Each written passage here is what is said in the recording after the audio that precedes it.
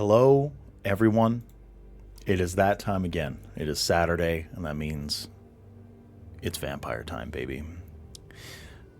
Welcome into Chapter 27 of Sanguine Dominion, our Vampire the Masquerade actual play, fresh off of the heels of another interlude, fresh off of the heels of a series of incredibly dramatic moments within the domain of Calgary. We are now getting ready to head into a quorum. The official resectioning and restructuring of a domain that is under Anarch rule. We have our assembled kindred throughout the city getting ready, receiving word of the meeting. And tonight, we are going to start with a zoom in on the Wave MC. We join Texas.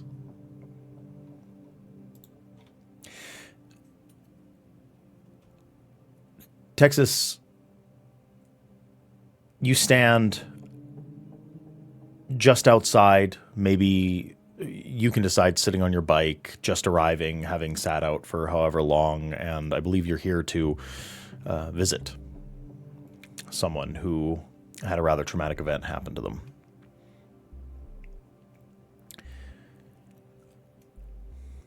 Yeah. I think Texas is sitting outside on his bike for a little bit before going into the MC, and it's probably like finishing up the last little bits of a cigar. And he, after he finishes it, he tosses it out and just heads on in.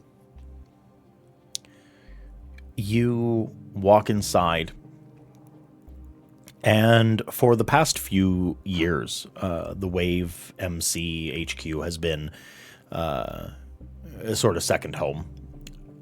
And you walk in to see in the big garage bay with an oil pan sitting next to her as she's sitting on a stool watching one of the wall-mounted TVs, an old rerun of a sports event, and you see Phyllis. In the oil pan is a silicone ashtray that has about a dozen stubbed out pre-rolls that have been smoked down to the filter. She's holding actively a bottle of Johnny Walker Blue, just drinking it straight out of the bottle. She's got a bandana draped over her head and bandages around her neck, bandages around her wrists going up to the elbows. And you see that she has one of those like neck brace, the pillow style neck braces around her neck. Big black eye. And, some contusions and such. And she sees you.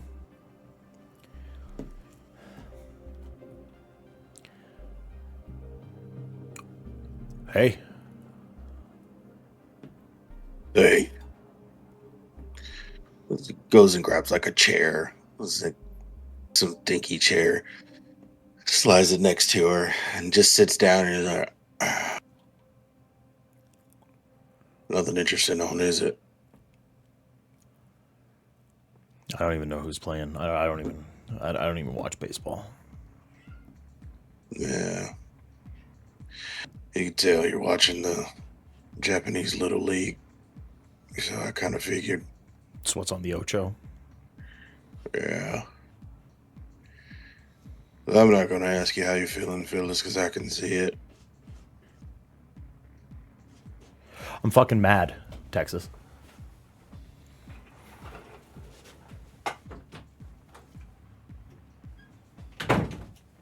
I'm mad.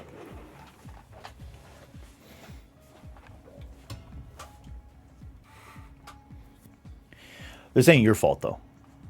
This isn't you. It's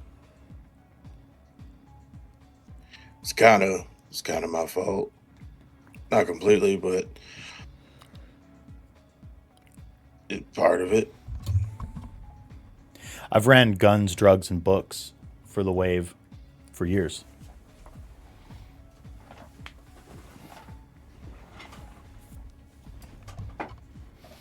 Yeah. Yeah, fellas. I expected something like this. Who were those people?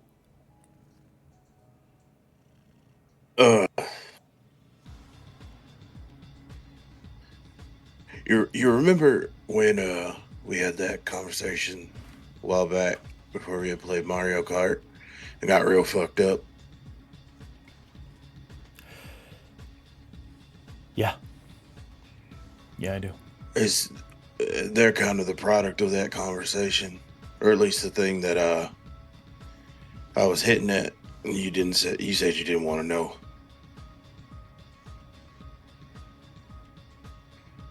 Not them specifically, but who they are, who I am, who Deacon is. Well, I didn't want to know before I got strapped to an I-beam and beat with a piece of rebar. That was before that.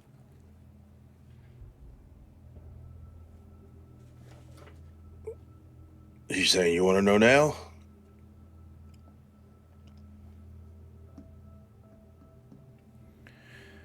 Come on, Phyllis, you're not a ignorant woman, not even close to it.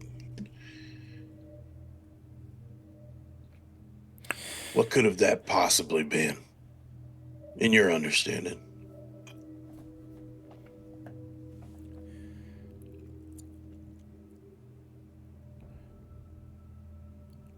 I don't know.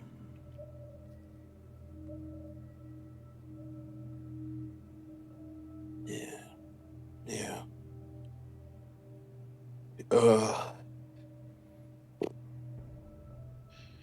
I could do this one of two ways, Phyllis. I could make you feel better. I could make you feel real uncomfortable real quick.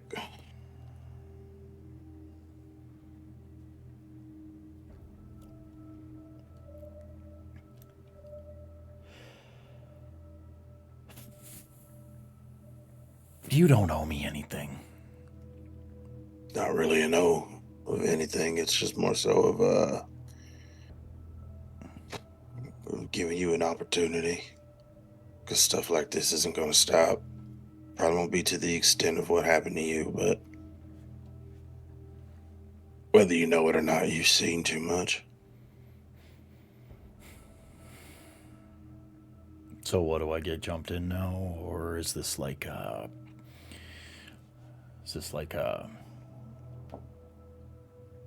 gotta get canonized? Get a bunch of people to whoop my ass and get some new ink, and I gotta wear a new patch now, and It depends, Phyllis. You like the way that you are right now? Sans the pain and damage. that's a weird fucking question, Texas. Answer the fucking question, Phyllis. Why? Like I said, I could make you feel real good or make you uncomfortable real quick. You're making me uncomfortable now. It can get worse, Phyllis. You are a vital piece of everything that goes on here. You're a vital piece to who I am as a person. And I wouldn't want this to happen to you again. Yeah, okay. So, yeah, okay. wait. Well, what do I What do I got? What do I say? What is this? You have two options. Yeah, all right. Phyllis, if you are going to be this close as you are now, well, there is something that's going to have to change. Or you could take what's in this bag. You could leave. What's in the bag? You could take what's in this bag, Phyllis, and you can leave. What's in the bag? Cheese.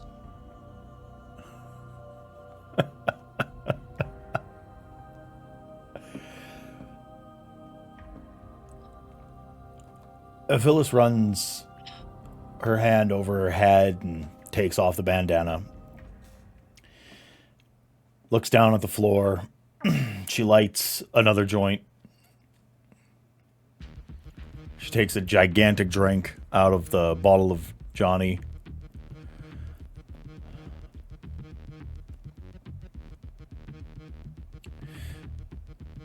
I grew up getting the shit kicked out of me. I got my shit knocked in by family, friends, people I hung out with. I was tough. She like takes out a bridge out of her mouth. She's missing teeth. She's like, I've had teeth knocked out. Yeah. I've done a lot of things in my life, and the very last thing that I've ever done whenever anything was on the line was run. And you say things can get uncomfortable. Yeah. I think being comfortable is fucking overrated.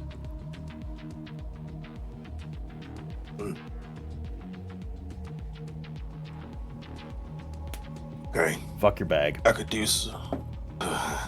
It's a nice bag. Last chance, Phyllis. Take the bag. Leave. I don't want your bag. I don't want your fucking bag. If I needed money, if I needed drugs, if I needed guns, I'd have those things. If I wanted to launder more money, I'd start laundering more money. If I wanted to cook books a little harder, start peddling H, make a real run at this, I could. But I try to be a good person. But right now, I'm very angry because some shadowy group of fucking losers strung me up by my wrists and beat me with a hunk of metal. So unless you're gonna repeat that, I think I want what you got. X sits back in the chair and he just sighs as much as the Kindred could and just goes, "You're going to be fighting for the rest of your life. If you're fine with that." I fight now. Not going to get much sleep either. She chuckles at that.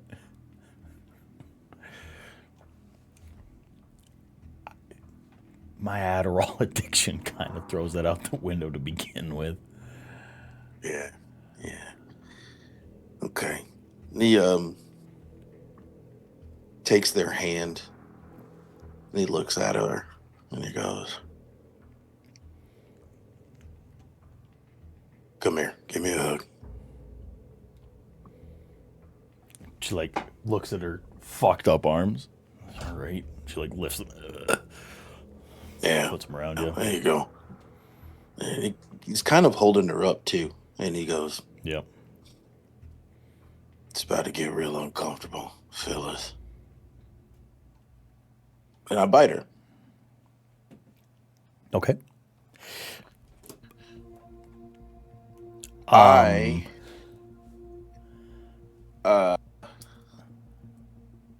We're going the full gamut with Phyllis. Okay.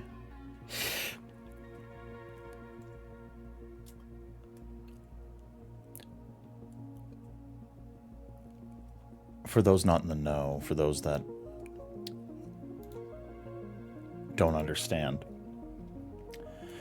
the kiss, when a kindred bites down on someone, it is an ecstatic moment. It is usually a flood of endorphins and chemicals that make you relaxed.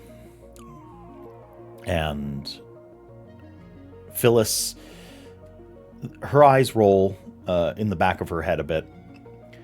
But Phyllis is a fighter.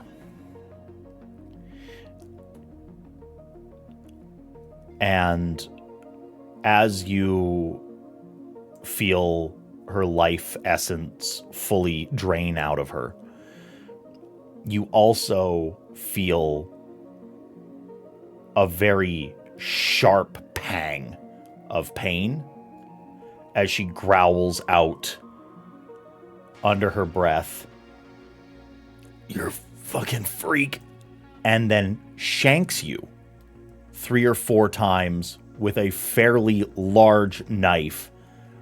Like, "I don't go out like this. I don't fucking go out." And then you feel her fade. I eat it. I eat those. Like, just rude.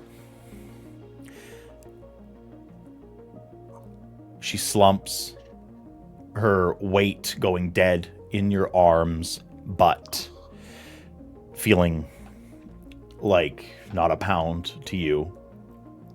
And I presume you feed her your own. There's a small beat, because I know time is of the essence, and Texas is legitimately looking at Phyllis and going, "You should have took the bag, Phyllis." And then I feed her my blood. Hell of a brouhaha you make, though. A few minutes go by. And for a few heartbeats, you almost think that something went wrong. Phyllis is a bit of an older lady, mid-40s. And you then see channels of concrete start to crumble underneath the fingertips of Phyllis as she clutches into the floor of the MC. And her eyes shoot open. Hey. All right. I'm gonna need you to slowly just sit up. Do that for me, please.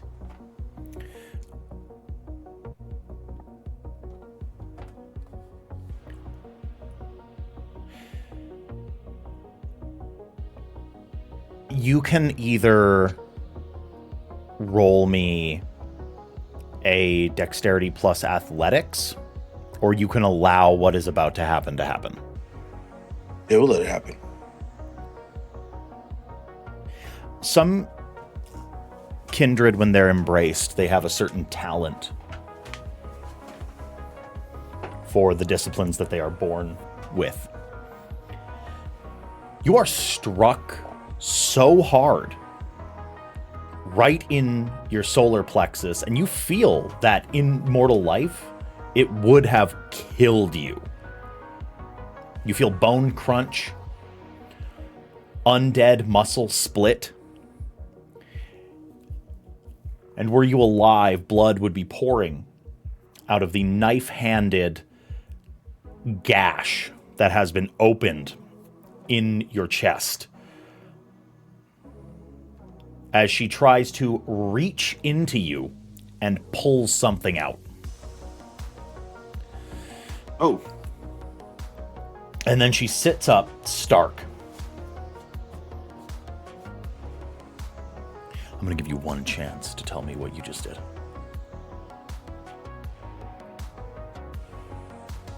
You're a vampire. I'm a what?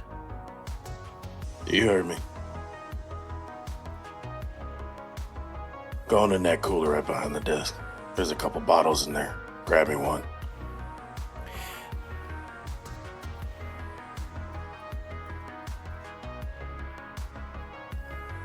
You see gears turning behind Phyllis's eyes. In her visage is a very intense conflict. It is either to savagely attack you or to do what you just asked. Why should I do that? Why should I do that right now? You have two options. You could do what I should have did when I was first embraced and rip the head off of my sire, or you can go grab 2 bottles out of that damn cooler. You're gonna want one. The warm one, not the cold one.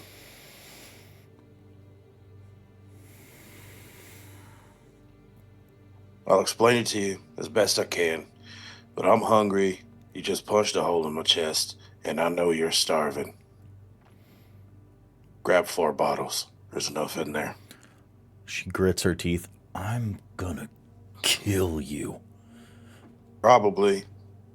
Let's have a drink first. Come on. You can be mad at me after I tell you all of the nonsensical bullshit that you won't believe.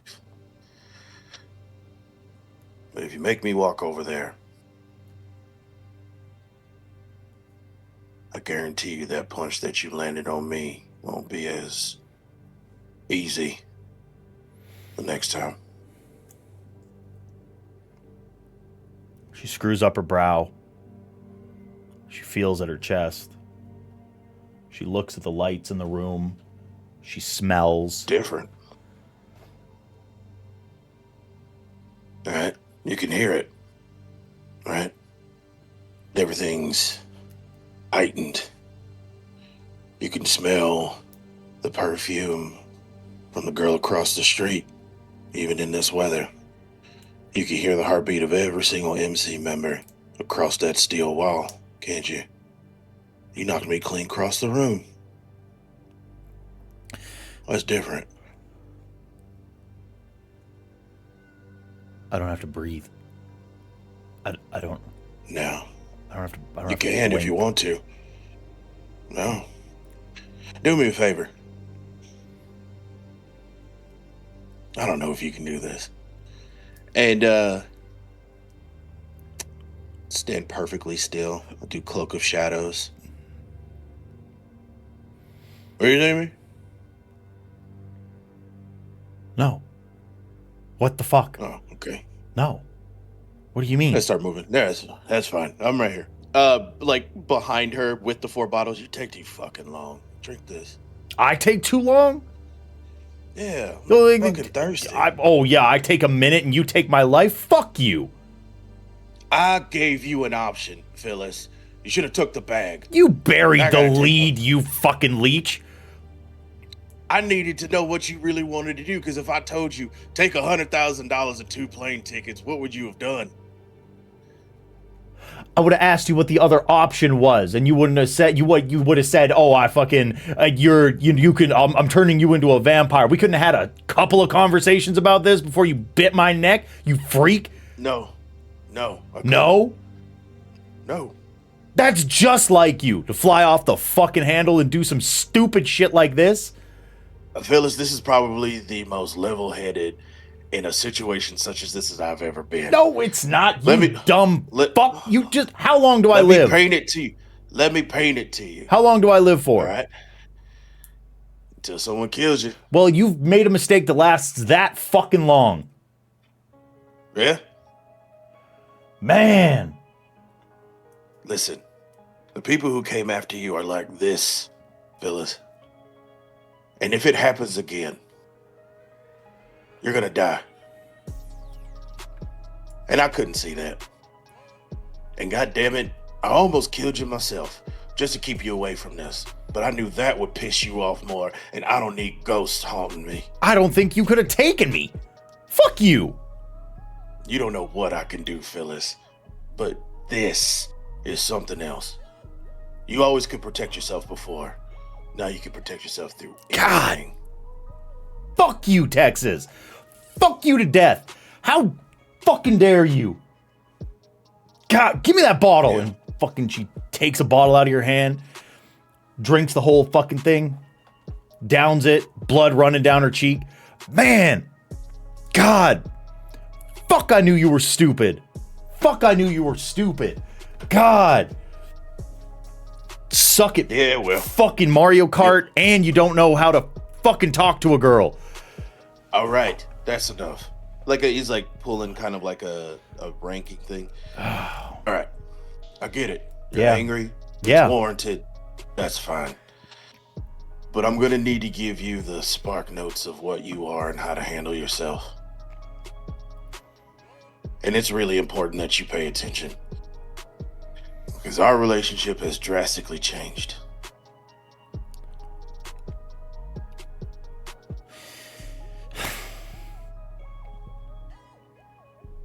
I also need to figure out how to get this 100K back into my safe in time. Are you like a fuck? Are you like my dad? Yeah, I'm your daddy. Oh, I'm the that pappy. sucks. I'm your pa. That sucks. No, it could be like Deacon's little weird kink thing or something. We're friends. Well, that's good. Also, Deacon. Oh my god, her whole demeanor changes. Him too. Yep. That makes way too much fucking sense. Yeah. Also, fuck. I should have did this before I got here. Longtooth. Yeah. Fuck. This is my buddy Longtooth. He materializes in front of Phyllis. She's like, oh, fuck, you're ugly. Yuck. Hey. Yuck. Hey. Come on. All right. Sit down. Longtooth, go get me more bottles out of the truck. Yeah, okay. I got you, sir. Yep. All right, Phyllis, so listen. I am what's formerly known as your sire. And then it goes... Yeah, it gives all the... Yeah. And that's pretty much the gist of it. Welcome to the family. You're going to learn more about yourself and what you can do as the time goes on, and we'll go hunting. It'll be fun. It'll be like, it will not be fun. I just tried to lie to myself. This is going to suck ass for a while. I'm so mad. You should be. I'm so fucking mad. You should be. At least now you can do something about it when the wrong people come around. Why couldn't I just had guns? Big dumb fuck guns. We've been shot with big dumb fucking guns. And it don't work. Well, it hurts like a son of a bitch, and it can take you out for a little while. But it's not. It's not the permanent solution. Nah. All right. Nah, permanent solution is... Yeah, fire and daylight. Yada. Yeah. Okay. Yeah. You never wondered, like you've seen me come in here fucked up, and you just thought I was that fucking tough. Just Texas tough. Yes. Wow. What? Because the other option was vampires. Village, you don't remember when I came without an arm? You don't remember being around for that? They could fucking sew those back on.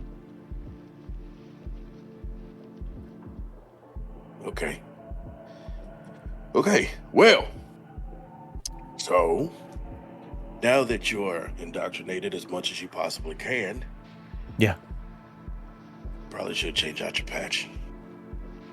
I don't ride bikes. You don't have to ride bikes, Phyllis. You're a goddamn Kindred now. I ride bikes because it's fun, not because I need to. Well, I want a bike. But get a bike. Buy me a bike. You buy yourself a bike. Buy me a bike. You fucking give me that fucking money. Give me that money. No, this is actually my money a little bit. I'm just giving you Good. a little bit. Give me it. No. You're my dad. No. It's my inheritance. Yeah, you're my dad. She looks at you. She's like, so do I inherit everything if I kill you? Is that how it works? Do you want to fight? You want to get into it? Oh, fucking no. Okay, good choice. Real good fucking choice. No, well, kind of. I feel like I need to talk to Deacon about this part. I will say this. Man, I am fuck Deacon. gone. Well, no, it's more so like on the logistics of like he's got like trusts and actuaries, things like that. I probably need to talk to him about that. But for some reason, it is a good possibility. He's got money for me. I might die. Oh, or that. I would have money for you. Listen, my pops another bottle, chugs it. My sire wasn't the best. And a lot of the bad things that I do because of what he taught me. And I'd like to not do that with you, Phyllis. I think you deserve more respect than that. I could fuck off. I could put a stake through your heart, leave it there, drop you in the middle of Canada and pull it out and go, whoop-de-doo. Been there. Not fun. Did your sire have a dumb fucking name too? Like fucking Wisconsin or some shit? Oklahoma. You're kidding. My real name's not even Texas. Yeah, all right. I took that name because of Oklahoma. Well, I want a cool The name. one thing, Phyllis is probably the coolest name around here because of the weight that it holds. I want it to be like Alaska because it's bigger than Texas. You're more so of a Montana to me. Like Hannah? Yeah, Ugh. quick. You're quick and feisty. A little bit of spice. Choose a state. Any state. Alaska. Like, all right. It's bigger. It's Alaska. It's bigger. It's bigger than Texas. It is. You're right. Yeah. You are. Man. Sick. This sucks. Now it does. Give it time.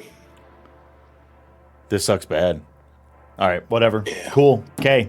I got it. What do I got it? So I got to eat people? Now I have to eat people. You cursed me to eat people. You can if you want. You don't have to. So what? Sorry. I got a funny text message. Yeah, whatever. All right, well, I'm gonna have an existential crisis. I'm gonna crash out. I'm gonna fucking freak out. I'm gonna scream. Please be stuff. careful. You don't do that. Everything's hiding for you now. You can't punch holes in walls anymore because the wall will break down. Please don't not Fuck here. those walls. Fuck your walls. Phyllis, come on. I did this for a reason. You either die now and be this, or die later and be nothing. And I don't want nothing for you. You think you could tell the fucking future now? You think I would have just fucking petered out? That they would have taken me out if you would have told me everything? You had to fucking eat my ass and then turn me into this? That was the recourse? You needed to do this? Yeah. I think you got a fucked up sense of judgment, Texas. I'm gonna Phyllis and grabs Phyllis by the shoulders. Shut the fuck up. You need to listen to me. It was this or dead. I gave you an option, and your stubborn ass chose the latter. When I get big, I'm gonna fuck you up. Yeah, you probably will. But until then, fucking listen. Jeez.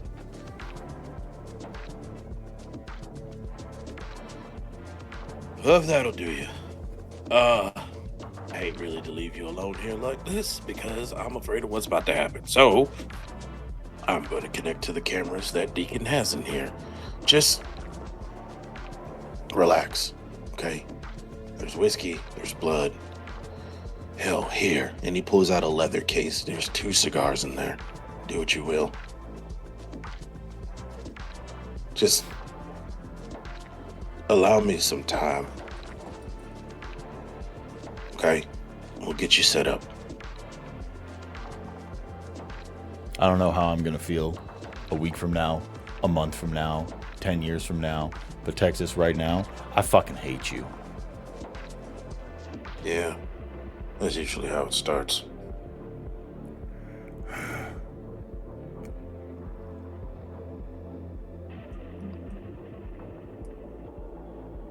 All right, well, fuck off then. Yeah, You did what you had to do, I guess. Oh, shit. I'm I dead. forgot to do one thing. I apologize. I said I'd make this uncomfortable. And I lean in and I whisper in her ear, "You were my first." And then I walk out. She's like, yuck,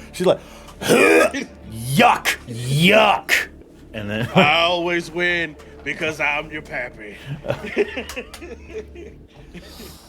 we're going to zoom out from Texas.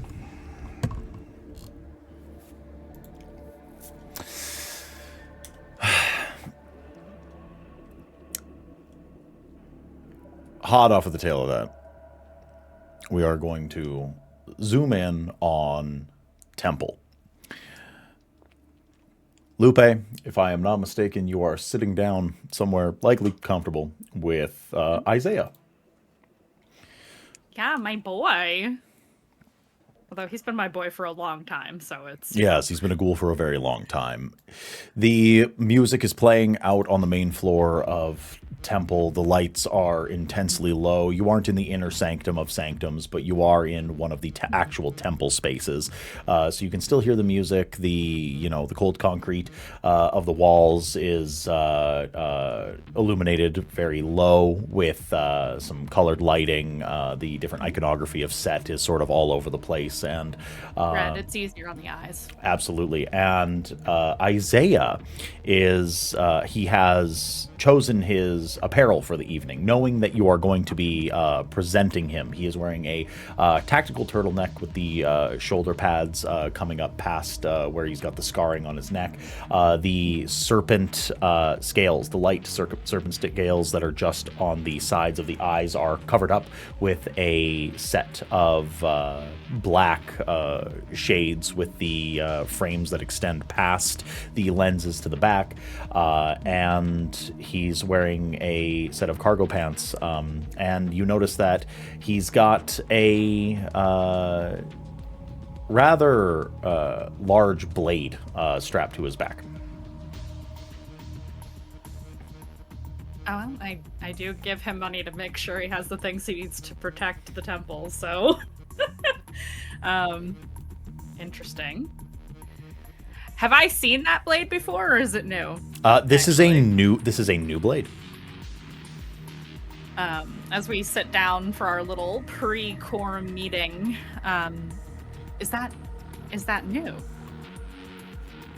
I figured that I should get something that's a little bit more personal. I've been practicing with the firearms and with more close quarters implements, and I swing a lot harder now, and you can't do that with guns. No. So, it seemed prudent. Interesting. I'm excited to see your progress. I'm sure it will be swift. Well, tonight is the night, my dear. Do you remember the traditions that we discussed? The masquerade, hospitality, progeny, and accounting. Yes. Those are the ones that are observed by the current Baron. Right. I doubt domain and destruction will come into play. If barony should change hands, I don't think it will. but it is good to remember, especially the accounting, as we discussed. Right. Everything you do will reflect on me during this time. Then I suspect you will be looking very good in the near future. Good. I expect nothing less. I've prepared as much as I can. The temple is going to be taken care of. I have spoken to Maya, and she will be taking care of the nightly duties this evening while we are out at the quorum. Excellent. I do have a question. Of course. You spoke briefly about me having a vote. Yes. So you're saying that I have an equal say in the election process that's going to be happening this evening? Yes. I would like do. to vote for you in any of the positions that you elect yourself from, but is there a sort of... Is there an agenda? Do we have anyone else that is on the docket should the Baron LePage step down, or perhaps anyone else is... I mean, I know that you're close with December, but she's had a rather rough run of things lately. Is she going to be stable enough to be in any positions of power? Are we...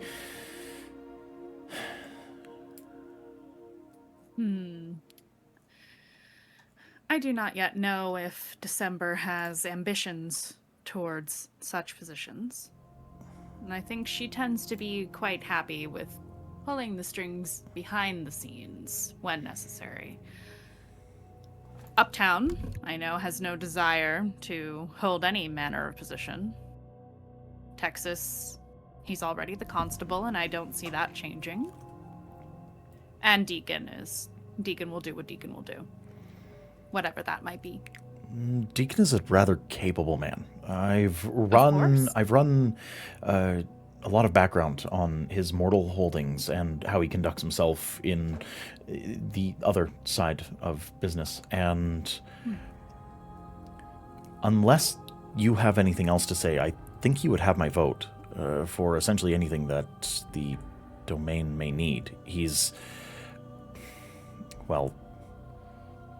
He's very good at what he does, everything he does. Well, he's Deacon Hill. It's... Exactly. His reputation kind of precedes him. As for the coterie, if they wanted positions of power, I would support them in whatever they choose. However, I do not foresee Trevor stepping down. So, I plan to support him. I see. Should the rest of the Anarchs deem him unsuitable moving forward, again, I don't foresee that, I would be stepping up and offering myself for Baron. But only Right. if Trevor cannot hold. Understood. I wish to hear what others in the domain have to say before I make my moves. That is how I operate. Of course.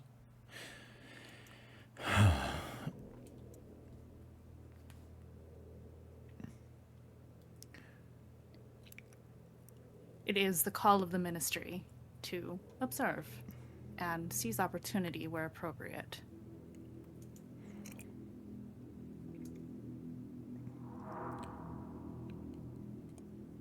If it isn't too personal, the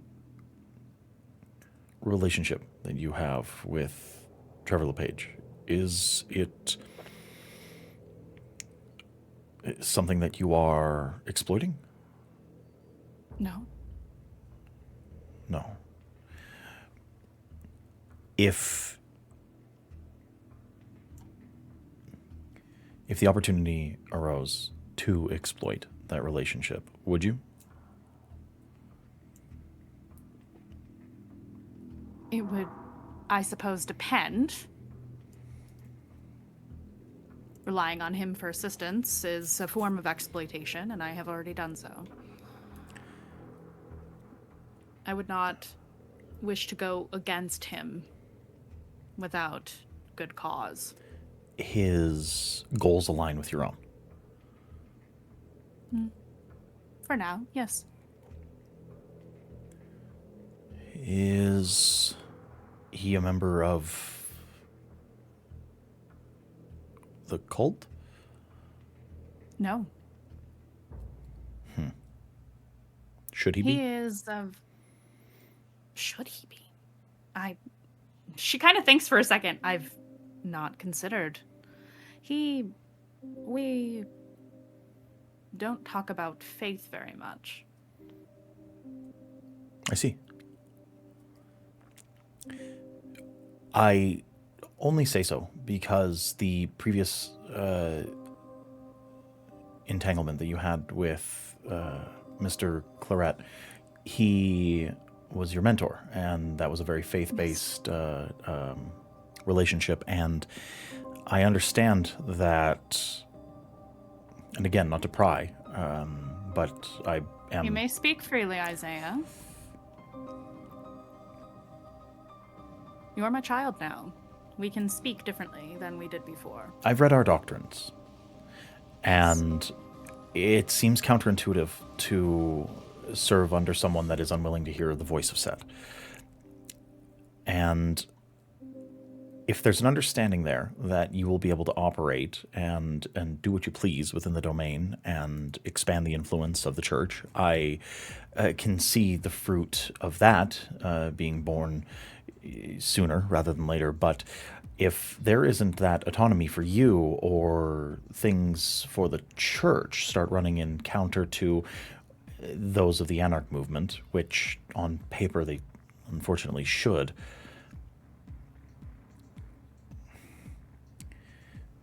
would it not be better to have an Anarch domain that is run by the cult? I have given this quite a bit of thought. I personally believe that Calgary is slightly too large for one Baron. So you suggest Though it is splitting not- it? I would.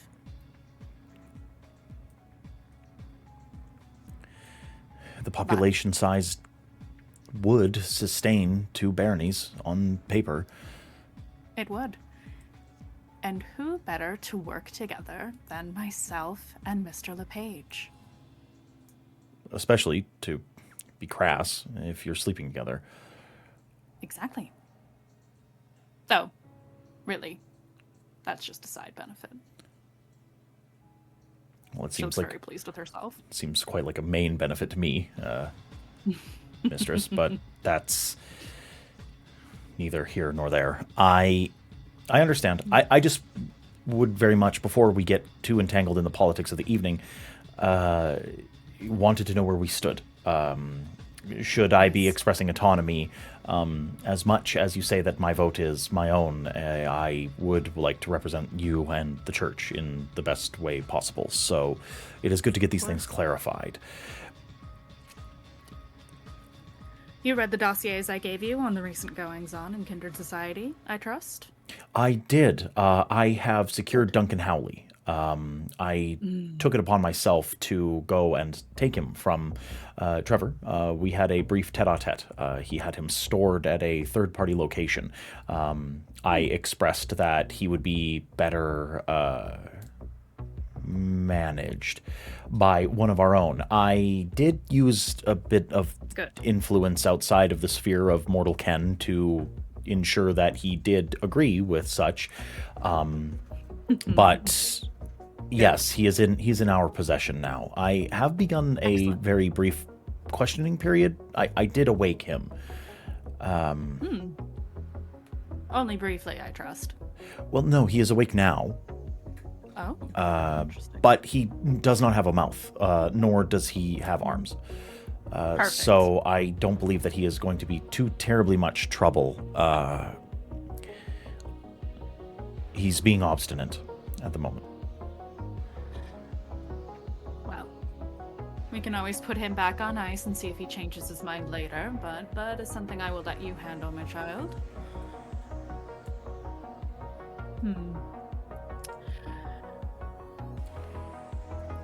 I would, since this is your first quorum, encourage you to observe as much as you can, and if you feel the need to speak, by all means, speak.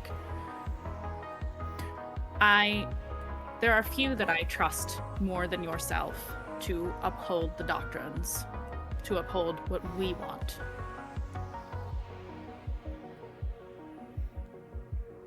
I trust you to act accordingly. Yes, of course. The only other... I have questions about one of the kindred within the court. Oh. There is a very large fellow. How do I say this? He looks like a grotesque, like a gargoyle that would stand on a church. He was the one over December's Haven. Well, he was at M3 when I was there, and now that I am more autonomous, That's Pothinos. Pothinos is a friend. Pothinos is a friend. He's a friend to the Coterie. Yes. I see. He works for Miss December. Why? Well, I was hunting him for a short period of time. I did not know what he was, nor his motives. Oh.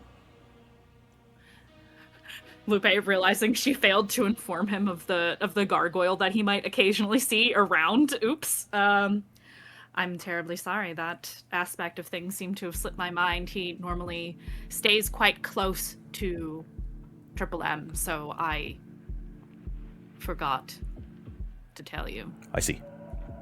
I apologize. We had a brief exchange. Well, he can be quite fun. It is... He's a darling, truly. It is the reason why I have purchased the sword. You could practice with Pothinos. Oh, what an excellent sparring partner in him you will find. Truly. I think you should... Perhaps. All right. Shall we go? Yes? It seems about that time. I have no further questions. Excellent. Let's go. And she will stand and let him go ahead. Yes, he is the driver. Yes. Right. We will zoom out from Lupe.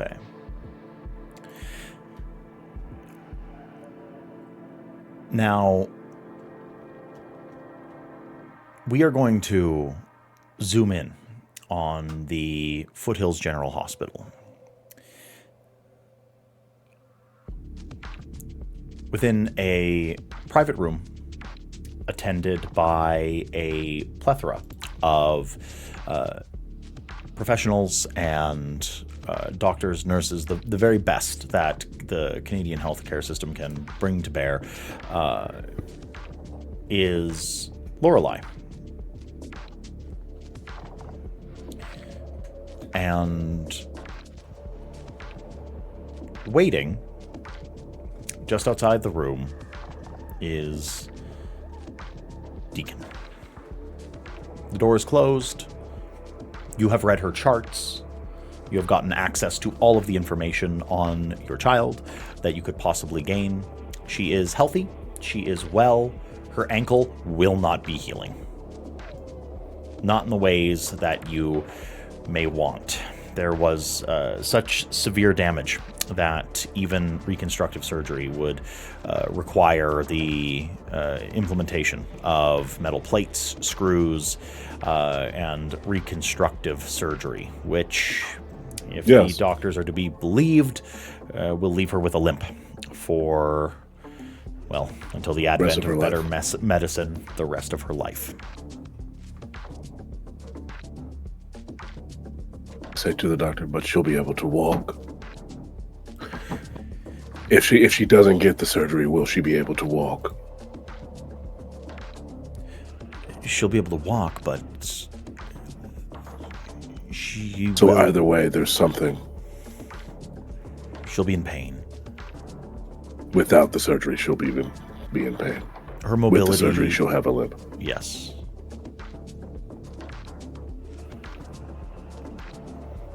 I need to know. Put a call into the 4 best ortho surgeons in the world, and they'll be flying in.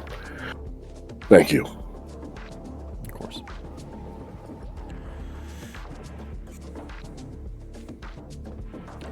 Go inside. You walk inside, and your daughter is there. She is sitting with an iPad, and she seems to be with a keyboard attachment, and she seems to be tick-tacking away at the keyboard, taking a myriad notes. Deacon, because I have to say it, Deacon is currently still wearing his long winter coat that comes up to right above his calves, a burgundy sweater, and something that he doesn't normally wear. He's wearing dress slacks and Chelsea boots, but dress Chelsea boots. All right. He looks like he possibly just came from a business meeting or something like that. It is a type of dress that he does not normally wear, at least from the waist down. And he takes his scully off.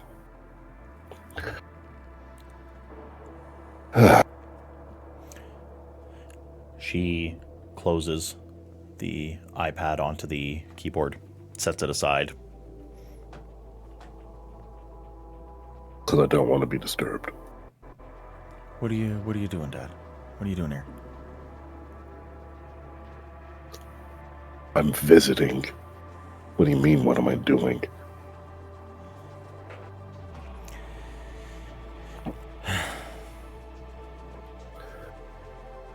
Your parents were here. Did you see them? Yeah.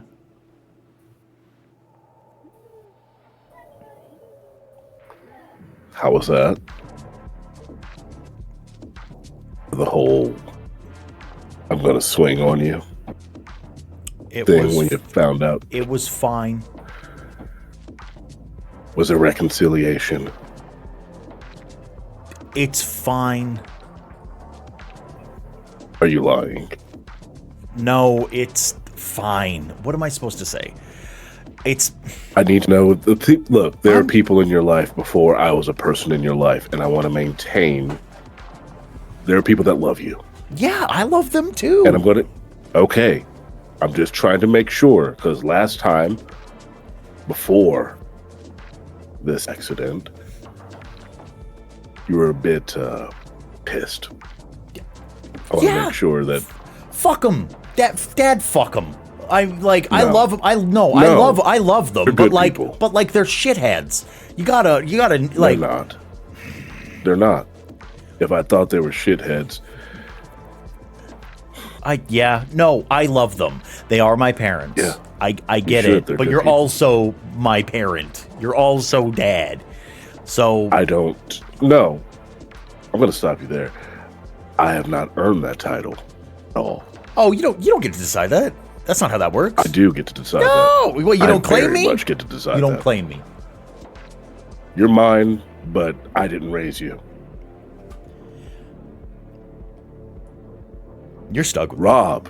You're stuck with me. Rob is your daddy. Yeah, absolutely. I'm your father. I think you need to actually deconstruct all that shit, Dad, because I'm telling you right now, I can have more than one. And I told you before. that. I told you. I literally told you. Unless you don't want this, you have this. Yeah. So, There needs to be more rules in place. hard agree. This sucks. Yeah, no. So, you learned some stuff. And at first he was looking away, Now he's looking directly at her. You learned a few things. Yeah. Things you were not supposed to know. I'm handling it. I'm handling it. I bet. I haven't told anybody. You won't. Well, yeah, you're Deacon Hill. You're my dad. Nobody's gonna know. It's simple. If you want to talk about it, we can talk about it, but I'd love to be out of the hospital first. You're not going to be out of the hospital for a while. You're going to need more surgeries. Can I just go and get You're the gonna have surgery a at limp. your house? No, that house is not there anymore. What about the tower you just bought?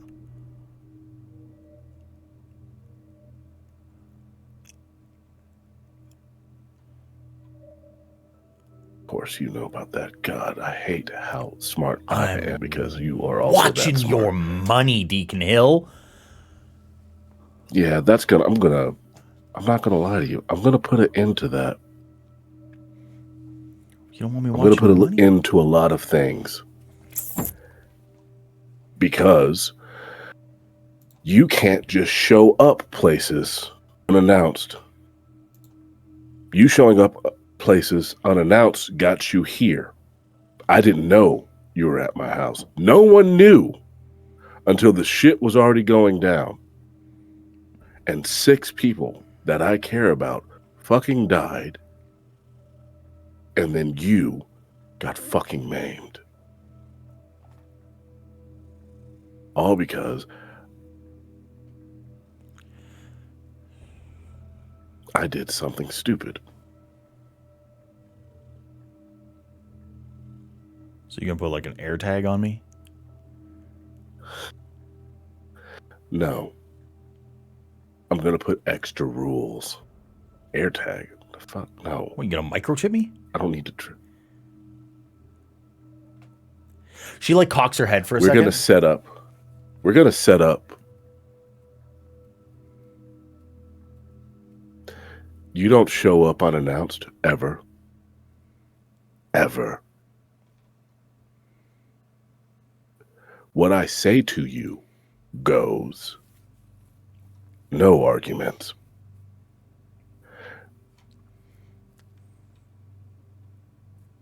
And also, if this is going to work, there are certain things I can't have you remembering.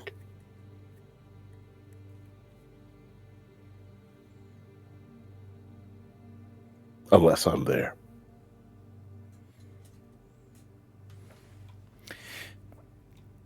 She gets a real severe look in her eye. How many times have I found you?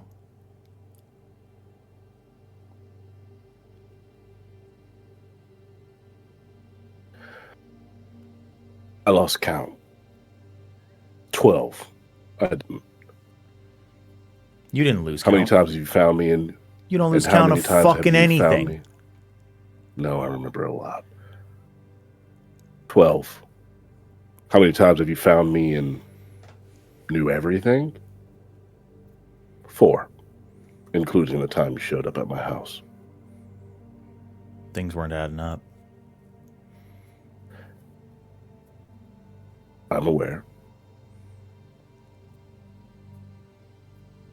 And a lot of those times when I took that away from you,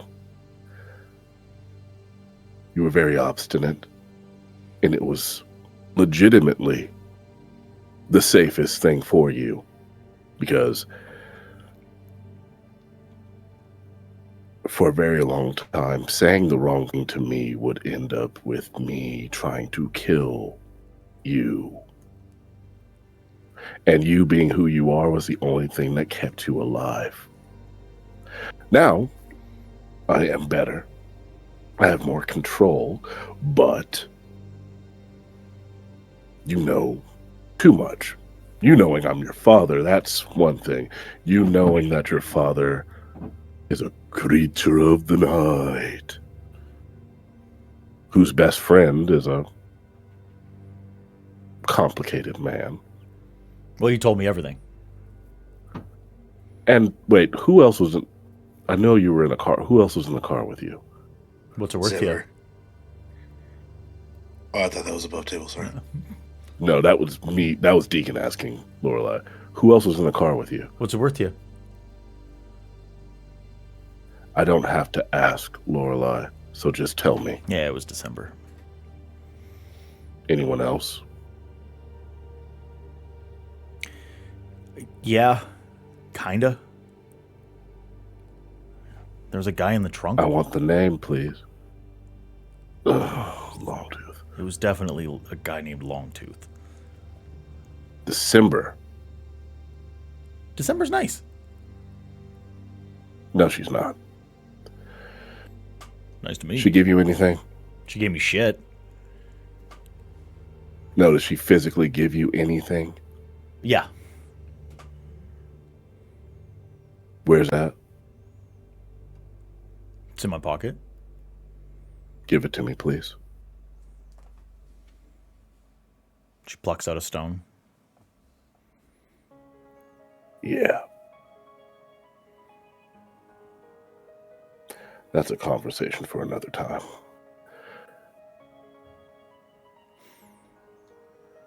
So, Lorelai, what are we going to do? Am I taking things from you, or am I going to trust my kid won't go blathering about the town that Daddy's a vampire?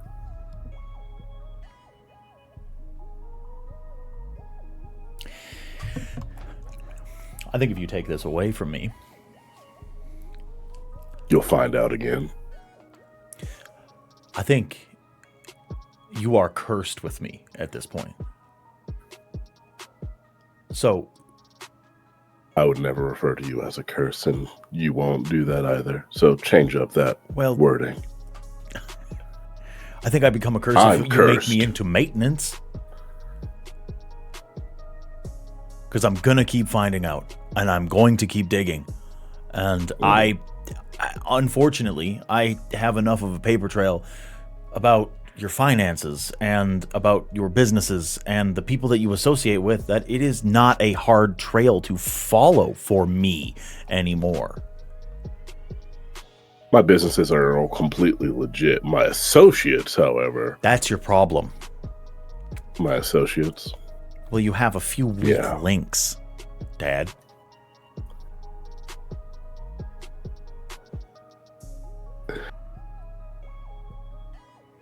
The weakest link is right in front of me. Because someone put their hands on you and I swallowed his fucking soul for it. That's crazy. That's fucking crazy. Yeah, so am I. What? I'm not all the way there. You get that, right? So what do we do? Do I swear an oath? I'm going to put some things in place. You don't have to swear anything. Okay. And you'll still have your job. Yeah. I have an entire floor. You have your own office. Better than what someone of your age would get. Because you should be an associate, but you're going to be my in-house counsel. I'll take it. I'll take that. And given the surgeries you'll need, and the unfortunate permanent limp you are going to have, we'll get you some good shoes that'll offset that. But you're not going to be hitting the streets Robin style. Am I Barbara? Are you Oracle? Yeah, like you're that. Not Oracle. You're not exactly Oracle. She got to be cool first, though. You'll be Alfred. Alfred be Alfred? Gets a gun. Alfred gets a gun. First of all, Alfred fucks. All right, you Alfred's great, but listen. There's First of all, I want to do the cool stuff.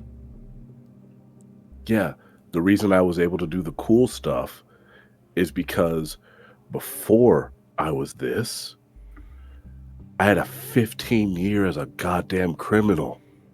Where's my 15 years? Oh, your 15 years? Oh, well, you were turning 15 at the end of my time as a criminal, and I was 13 going on 28.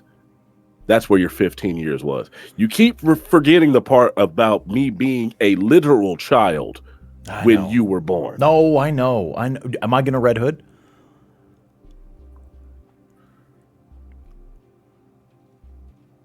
You can be trained.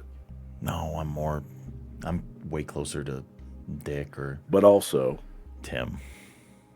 Like I said, I'm going to put some things in place so that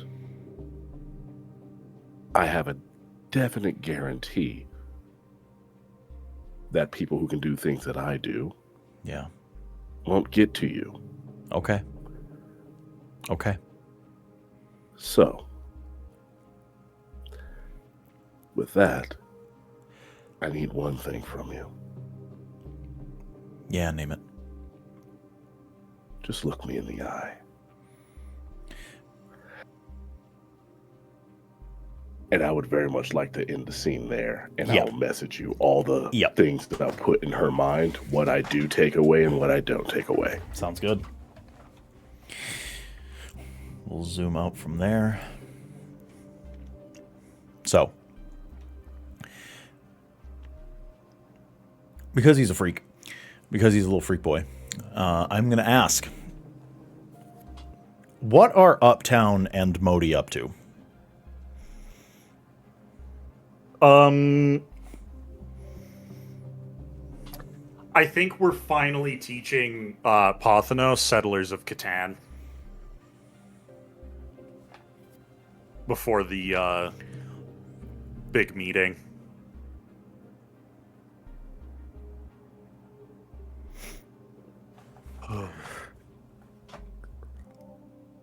In the bunker. I'm sure Pothanos loves the bunker. I don't want lumber. I mean, you see what I got here, Pothanos. The advantages of stone far outweigh these. And Modi holds all of the sheep. I do not like this arrangement. Yeah, okay. This is the part where we have to negotiate and trade. Your fiefdom will fall, Uptown. You will give me what I need, or I will crush you under the weight of my economic prowess. Do you not understand that I trained under the greatest kings of Austria?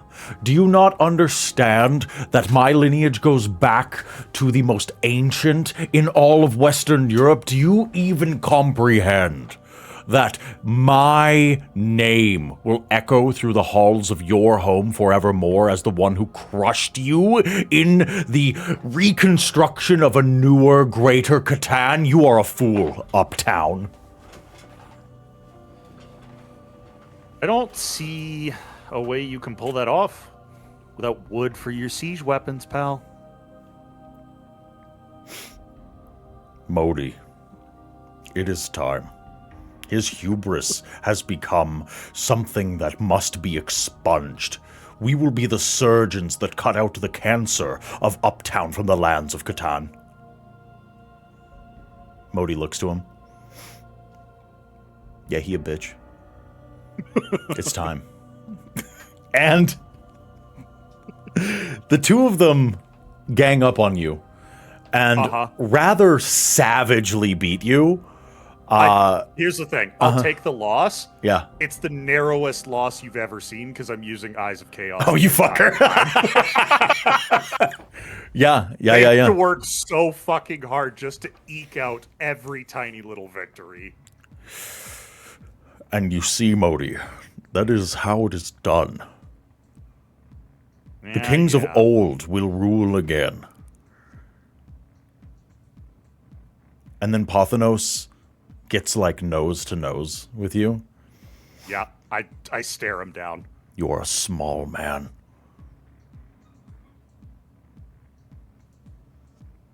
And Is that all? is that all? Is that all? Yeah. You sit within the ditches of defeat. You are but a loser in the game of kings and settlers. You, with your colonizer blood, could not colonize as well as I. You fool. You cad. Imbecilic that you thought you could contest with Parthenos, the great leader of Catan. Hey, man. Hey, man. I laugh with him, and then I just, like, face down to, like stone straight. And I look him dead in the eyes, and I go, public transportation pervert gets off at every stop. Hey, Modi, we got a quorum to go to. Modi looks to you. I fucking wish you'd stop saying weird shit. I literally can't. No, I've tried. you could. You could. No. You could trade it for, like, better weird stuff. What do you mean, like, smelling like sandalwood all the time, or? Or, like, something better. I don't know, man. I just... So I get a vote in all this? Well, I mean... I'm we a kinda have guy. to tell I know you are. That means we have to tell everyone that you're a guy, though. Do we tell everyone that I'm a guy here? Yeah, I think we can't fight it any longer. Is Deacon gonna kill me? Parthenos, are you going to let Deacon kill Modi? Might depend on who he sides with in the next game of Catan. Okay. No, All right, I jest. I was about to say, eternally having Modi against me in Catan is worth you keeping him alive, so I'll take that. Do you say letting? Yeah. Come on, let's go. I start walking for the door. He fucking... Parthenos, like, grabs you by the shoulder and, like, whips you around, and he's like, the strength of giants should be wielded by giants, fool. And then he walks out in front of you to get out the door first. Oh, fucking R! Why? That hurts so fucking bad. Parthenos. I was just being a shithead. Yes, you are a shithead. A shithead who lacks the testicular fortitude to go against the likes of me! And then we will zoom out of that scene. Yeah.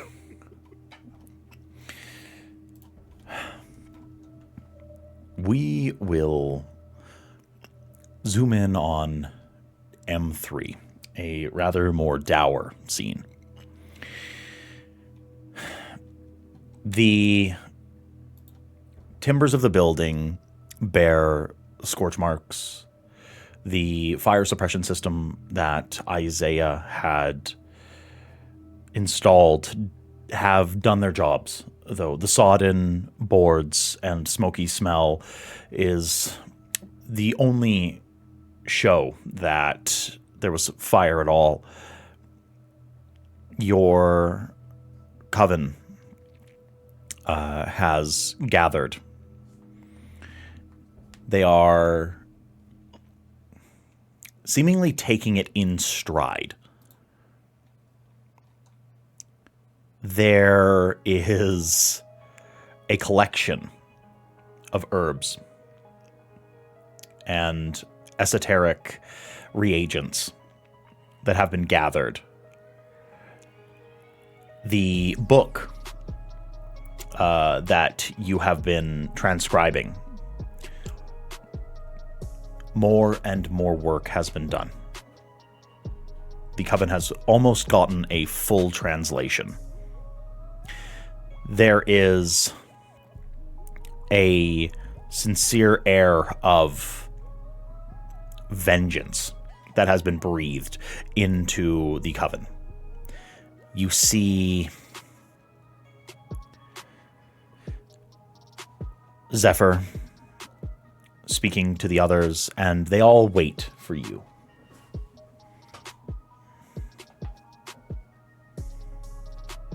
December arrives after they've been there for a little bit of time, and as she is walking in, kind of taking in the damage for the first time, she is thinking back to the times in her mortal life where she walked up this stoop, where she walked through this door, where she walked into this entryway, and how those memories of her former life are forever damaged.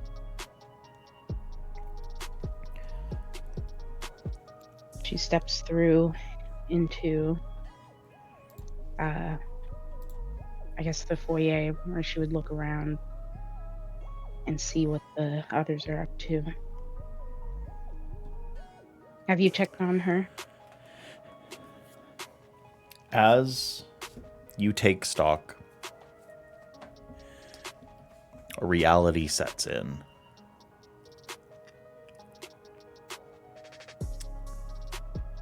One of the twins is missing, having died in the aftermath. And it is Corey that looks up to you. I checked in on her.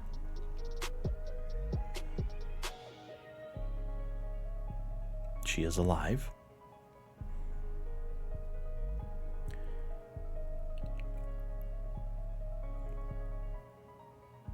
For now. December goes downstairs to the basement room and looks for her captive, Marcia, the betrayer of her coven. Marcia sits in that cage,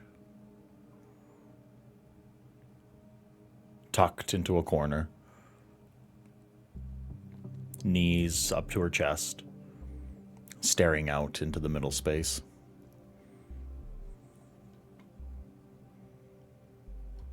Gently breathing. Well, you are stronger than you look. Is it my blood or hers that gives you that ability?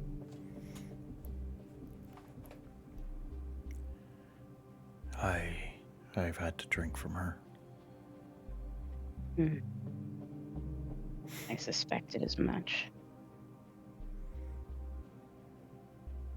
And she grabs her by the hair. She drags her out of the room, up the stairs. She pushes her to the floor in the parlor of M3 and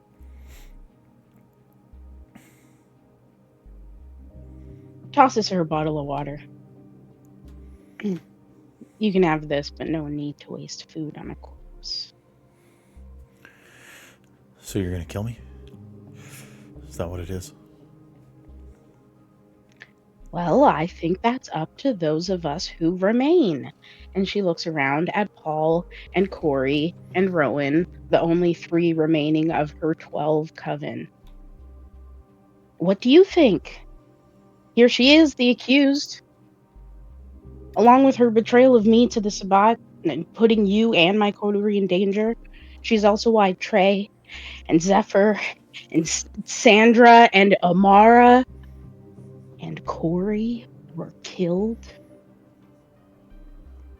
What do we do with her? What is your decision? Kiki locks eyes with you. The twin who had her sister die.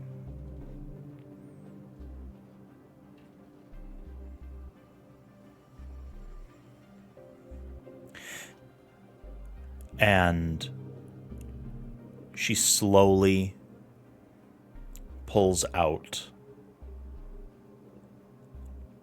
a satchel, pops it open, plucks from it a vial.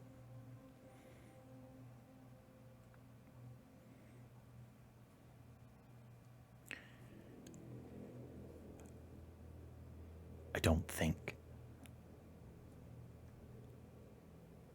that it matters anymore what happens to her, as long as she's dead at the end of the day. The other two members of the coven that remain stand solemnly, hands folded in front of them, and they say not a word. December nods. So we have cast our vote. We punish her as the coven has been punished, with death.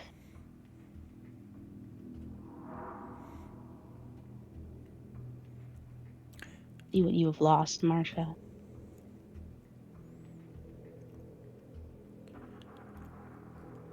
Was it worth it?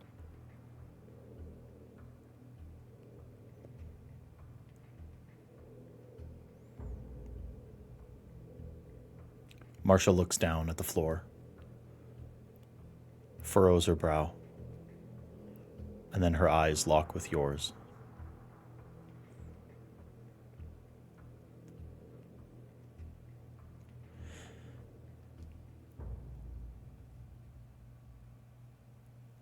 I brought none of this onto you. As far as I am concerned,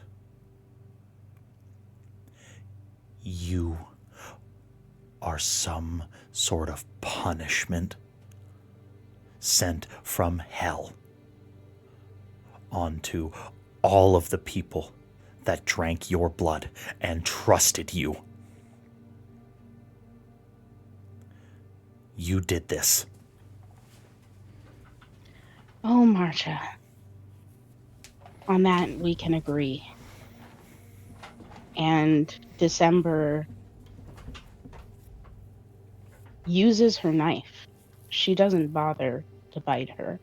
She simply slowly slides a knife into her neck, butchers her down, makes sure she stays in place until she is still. She looks up at you.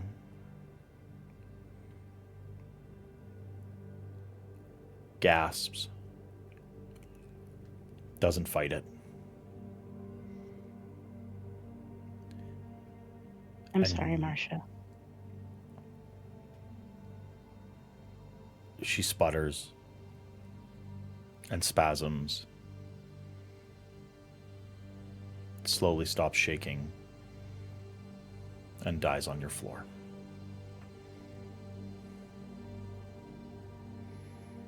Once that is confirmed, December looks over at the other three.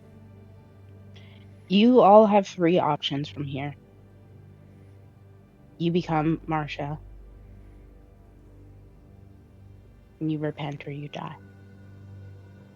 You become Alexis, and you die because you've already betrayed me too deeply. Or you embrace my authority and you continue to follow. You might die. Hell, I might die. Or you might become more than you ever would have if you never met me. There are only two ways out now. My side or death.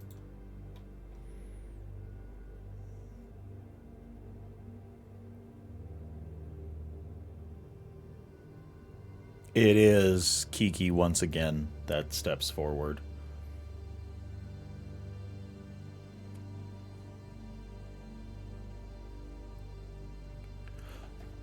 The sins of those that stand against you will not be ours, and we will scorch Alexis. We will scorch the Sword of Cain, and we will, through ritual, authority, and the sorcery that you have given us, erase from memory everyone who has stood against you.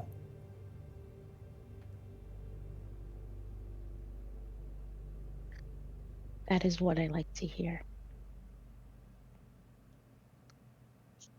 There will be rewards for you ahead if you prove yourselves worthy, as one might say.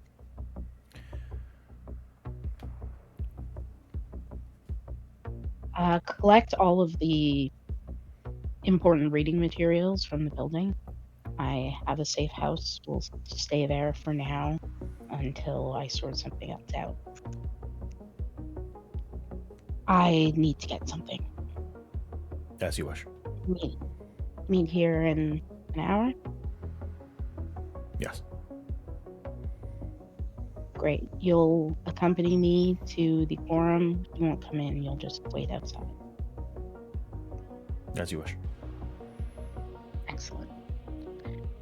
And December heads up to her inner sanctum that is untouched by the damage of the rest of the building, but is not really a safe location right now anyway.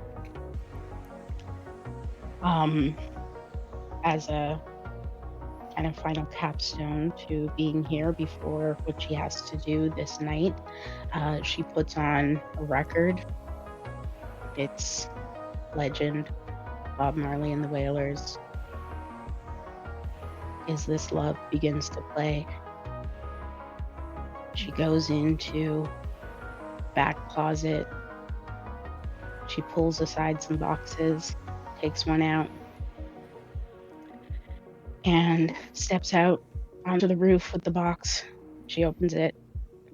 Inside are mementos of Alexis, Polaroids, jewelry, notebook with her handwriting, bundle of letters, a lock of her hair. December pours half a bottle of rum on it and fights through her fear to light it on fire. And succeeds.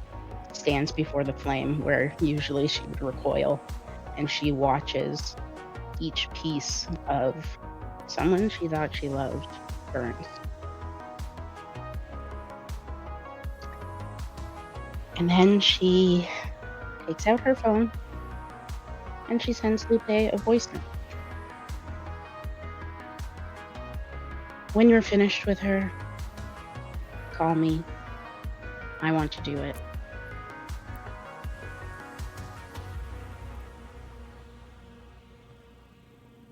Okay. Do we feel solid zooming out from there? Yes. Folks, that is where we are going to take our mid-game human break. We will be right back. We'll be back in 10 minutes. As always, I would like you, all of you folks at home, tell your mom, tell your dad, tell your sister, tell your brother, tell your neighbor, tell your local congressperson, tell your garbage collector, tell your local retail clerk, tell your local health inspector that Another World Tabletop is live right now on www.twitch.tv/AnotherWorldTabletop, telling vampire stories because it is Saturday. And Saturday is for vampires, most importantly of all. Tell your dog that we love them. We'll be back in 10 minutes, as I said. Stick around. See you in a sec. Love them? I sure hope so.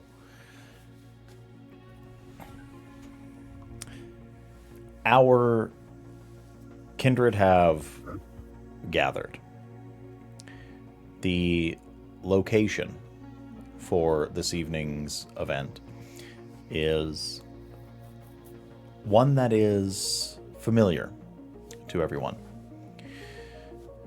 Rather than have it at the Suncor building, rather than have it in Calgary Tower, instead of any sort of internal location, this evening's events are to happen at Heritage Park, the historic reenactment center that is a mock-up of an entire town stolen right out of the Old West. In the town square, the mock-up of the town square, is where Baron Trevor LePage has decided to hold this.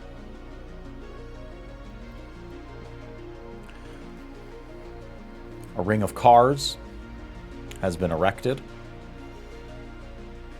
and in the center of it, the Kindred of Calgary have gathered. Trevor LePage, the current Baron, Fox, Longtooth. There is Lester, his wife Tatiana, Raton Brie seems to be present in a very strange turn of events. I stare fucking daggers at him. The sheriff of Kyle Strathcona stands present.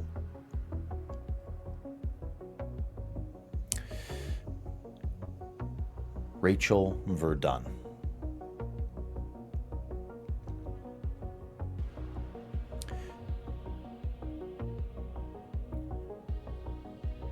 And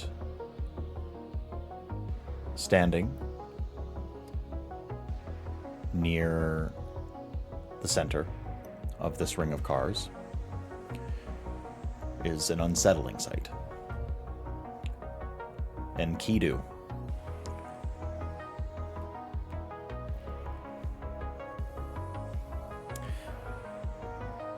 There is a singular non-vampire that has decided to be present.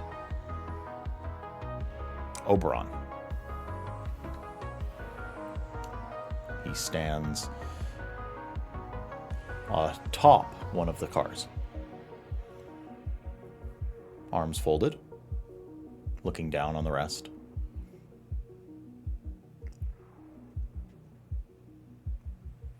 Modi, Pothanos, Isaiah.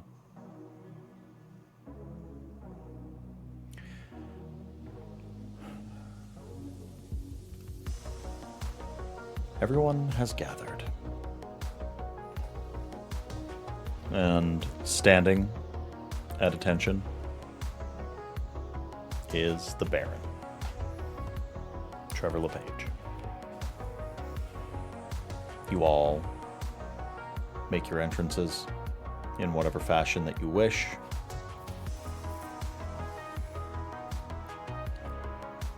And then Trevor looks around.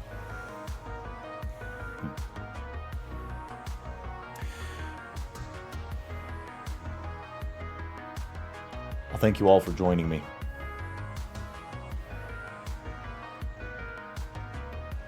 The domain of Calgary has been a hotbed of contention.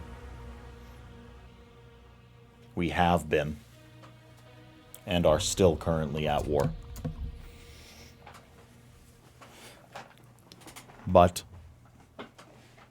besides a few extraneous things, we are winning. We have lost, but we have expanded. The domain is ours. And it is time that we dissolve the former court and re-elect the new leadership that we will have going forward.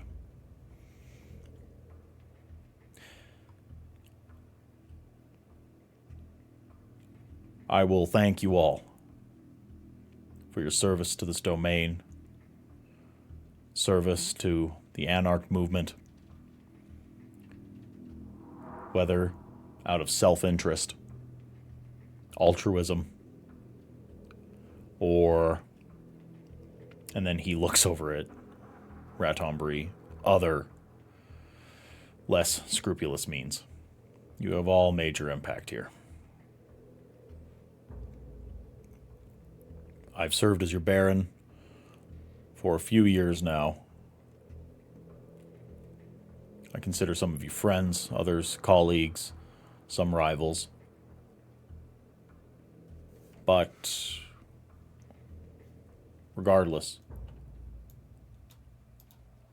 we are peers. We have common goals.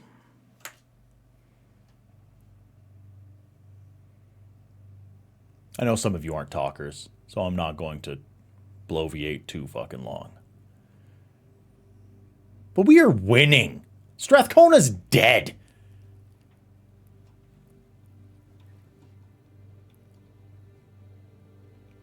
Proper dead.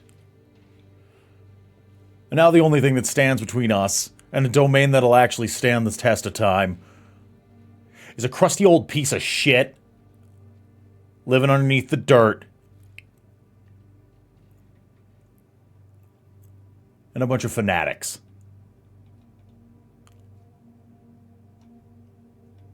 I'm going to quote a good friend of mine.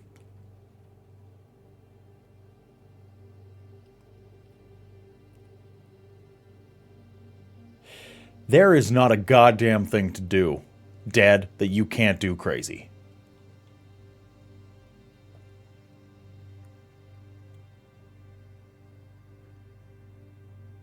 So regardless how you vote this evening, what you need to understand is that I am going to kill, and I am going to fight, and I'm going to politic, I'm going to move money and people for one thing. And that is to make sure that every single person here gets their slice of what this domain gets to be. Safely. Outside of the reach of religious zealots, old curses, the thumb, the ever-present threatening thumb of the Camarilla. Hear, hear.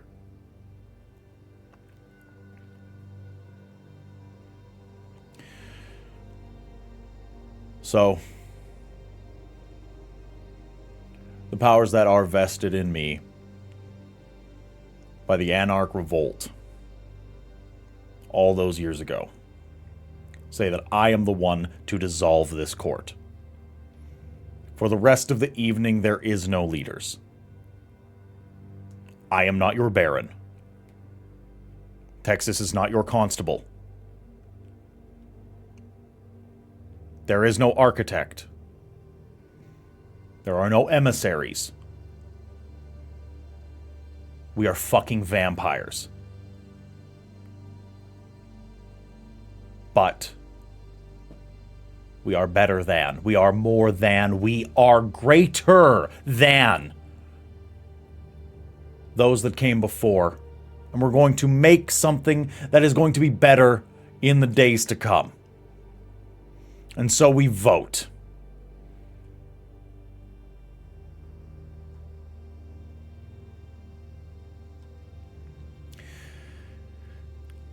I call this quorum to an open.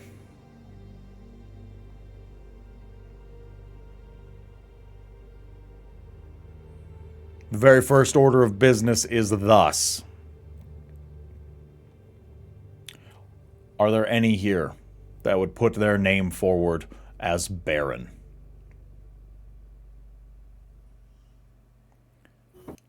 In the immediacy, I will elect myself, of course.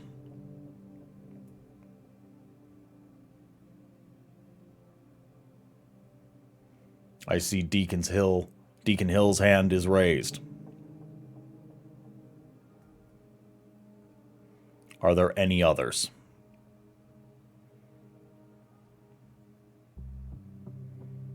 No?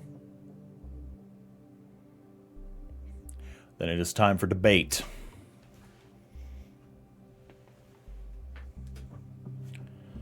Deacon Hill, I would like you to make your argument for why you should be the ruler of this domain.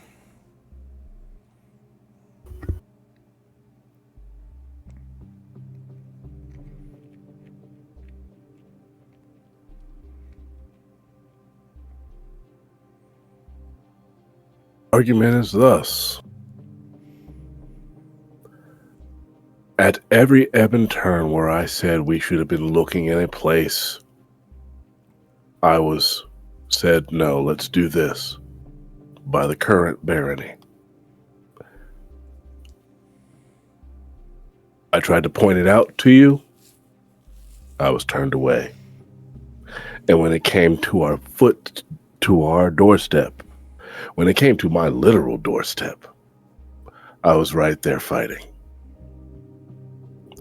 Now, you've done a good job as Baron, to a point. But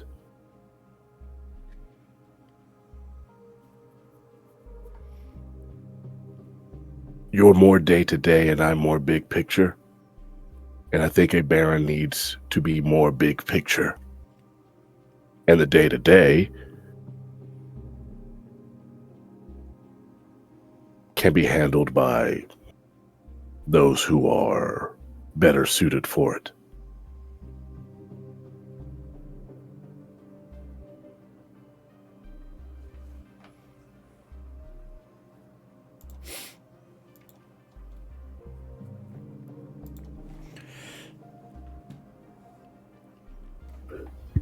When this domain was founded, I was there.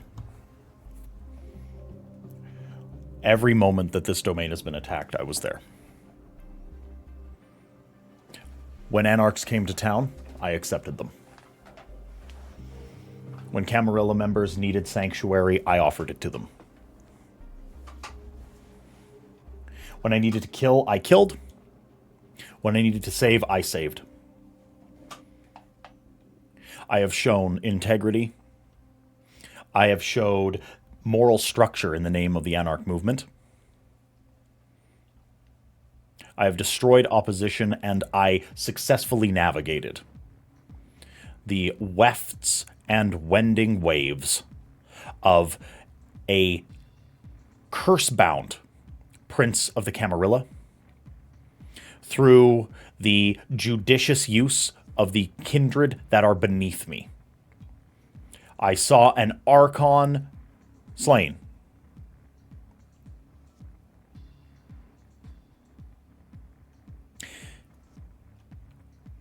Regardless of whether anyone here happens to think that they were the operatives, independent, getting done what they wanted to get done. It was always through the safety, structure, and backing of a domain that I built with my two hands.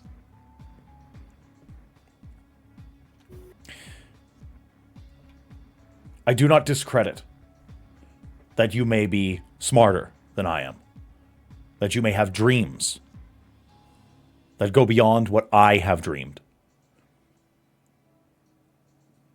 And I do not discredit you because of your youth. That is the foundation of what we are. I have seen you act in a crisis. I have been attacked. You have been attacked. Your haven was completely trodden upon. Mine was as well. Both times the attacks were pushed back.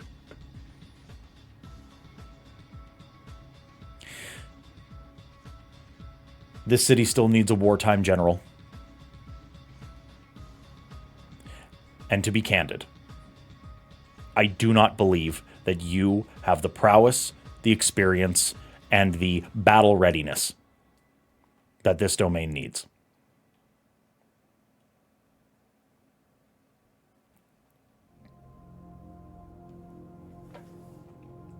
Who is beneath you?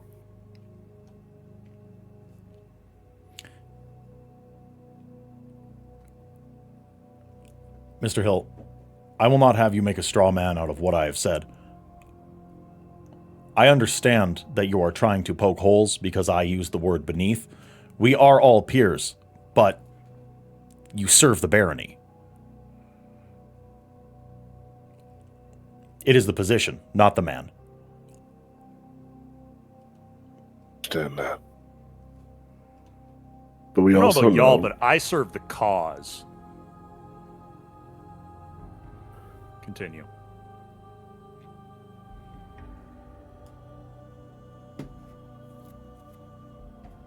Question. Above table. Are any other kindred in the domain speaking up at this point? Are they I staying just silent? did. This is such a sacred fucking event. The debate period is usually interrupted only by heated moments. No one is talking. It's very... Yeah. If you, Mandy, if Lupe's going to speak up, please go ahead. Otherwise, I was going to retort. I think Lupe would speak up. Go ahead. This is all well and good, but let us not forget who has made many of those things happen in this city.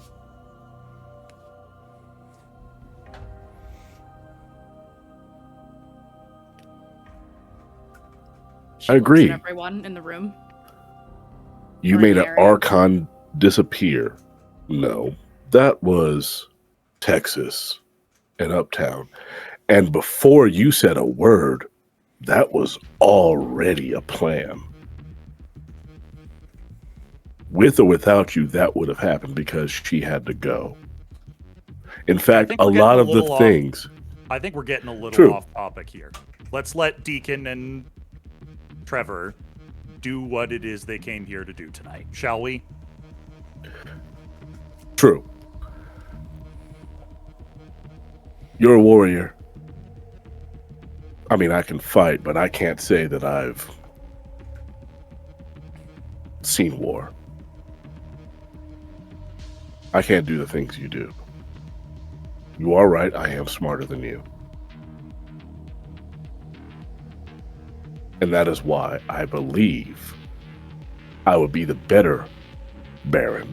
Simply because when someone comes to me saying this is a problem, I'm not going to simply shunt it to the side.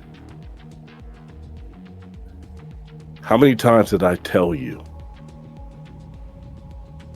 that things like this were going to happen?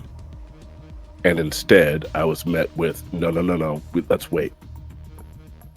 Oh, but the Camarilla might do this. We have to worry about the Archon. That's fine in the moment. You can quote, oh, yes, now we did this. But beforehand, I was bringing you every bit of information that would have led to this anyway. Now, like I said, you've been a good Baron. But you're too reactive from what I've seen. You need more proactivity. And that is why, in this sense, I believe I will be better served up until the next quorum as the Baron.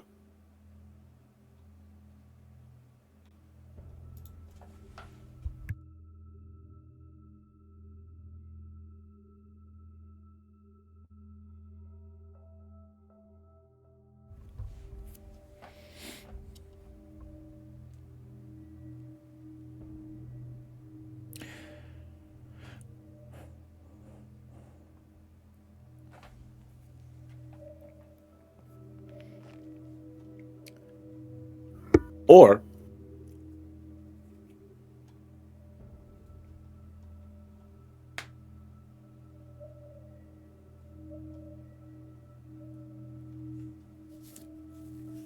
let me broach this. When we all met with Strathcona, he offered a 70-30 deal. 70 Cam, 30 Anarch.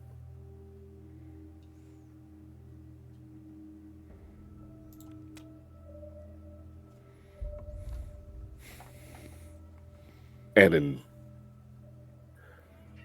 LA, there's a bear in every corner you turn down.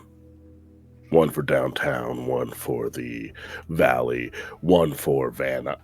Is Vanna? I haven't been to California so much. One for Santa Fe. There's barons wherever you turn. Who says that Calgary can only have one baron?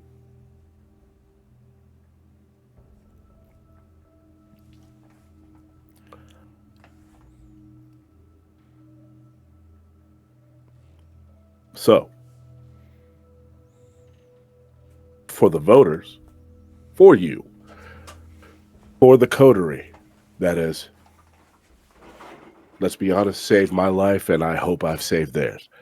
For every kindred here that calls themselves an anarch, what say you to multiple barons? So you may choose under whose barony you live under. And in times of strife, we come together as anarchs and we work towards a common goal. Me one portion, you another portion. And if it comes to pass that 50-50 is not enough, another baron. Trevor looks contemplative. 50-50.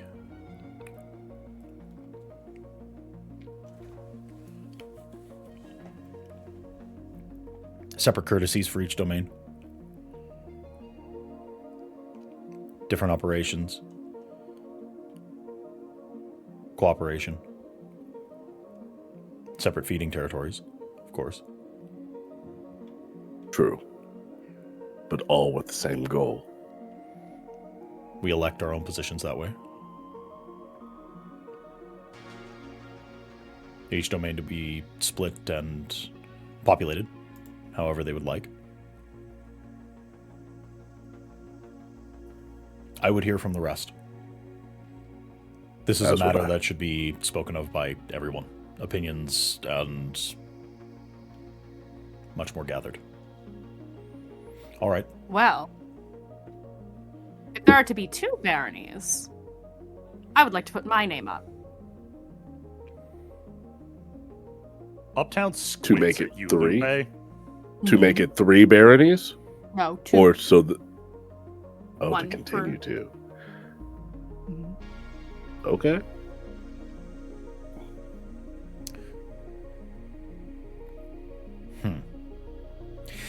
Uptown looks right at Lupe and goes, "Can you guarantee a separation of church and state?" Now, Uptown. Haven't I already done a good job of that? Don't bullshit me. Yes or no? Of course. I'm gonna hold you to that. I'd love to see her in the running.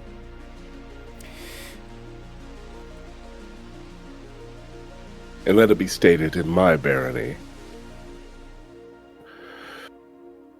if it were to be split, and Lupe not win,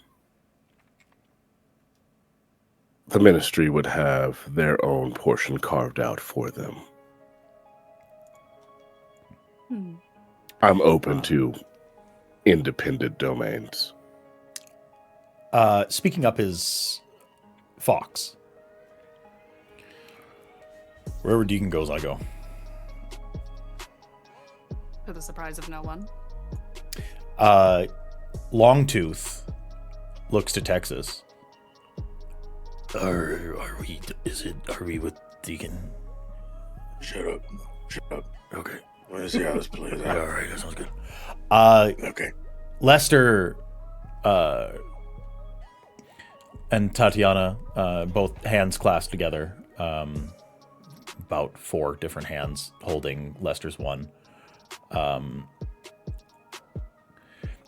I gotta say, friends, this is kind of getting a little tense. I think Trevor's had his run. I gotta be completely honest. I've had to eat more people underneath Trevor LePage than anyone I've ever had in my entire life, and I like a good meal just as much as the next guy. But I gotta be completely honest. I would rather serve underneath Lupe. She's got good old hometown values, secrecy, good respect to the traditions, pretty conservative, all things considered. I mean, Kindred speaking, not so much humanely, with the sex and the drugs and all of that. She'd make a Republican have a heart attack. But I'll tell you, as far as vampires go, it's like if the Camarilla didn't have a giant stick up its ass. There are rules you can respect and good decorum. So if Lupe's in it, Lupe gets my vote. Tatiana says, I'll go where my husband goes. I have to be completely honest. And to be clear, I think Deacon would be a great runner for the other side. Trevor's been great, but wartime generals are wartime generals.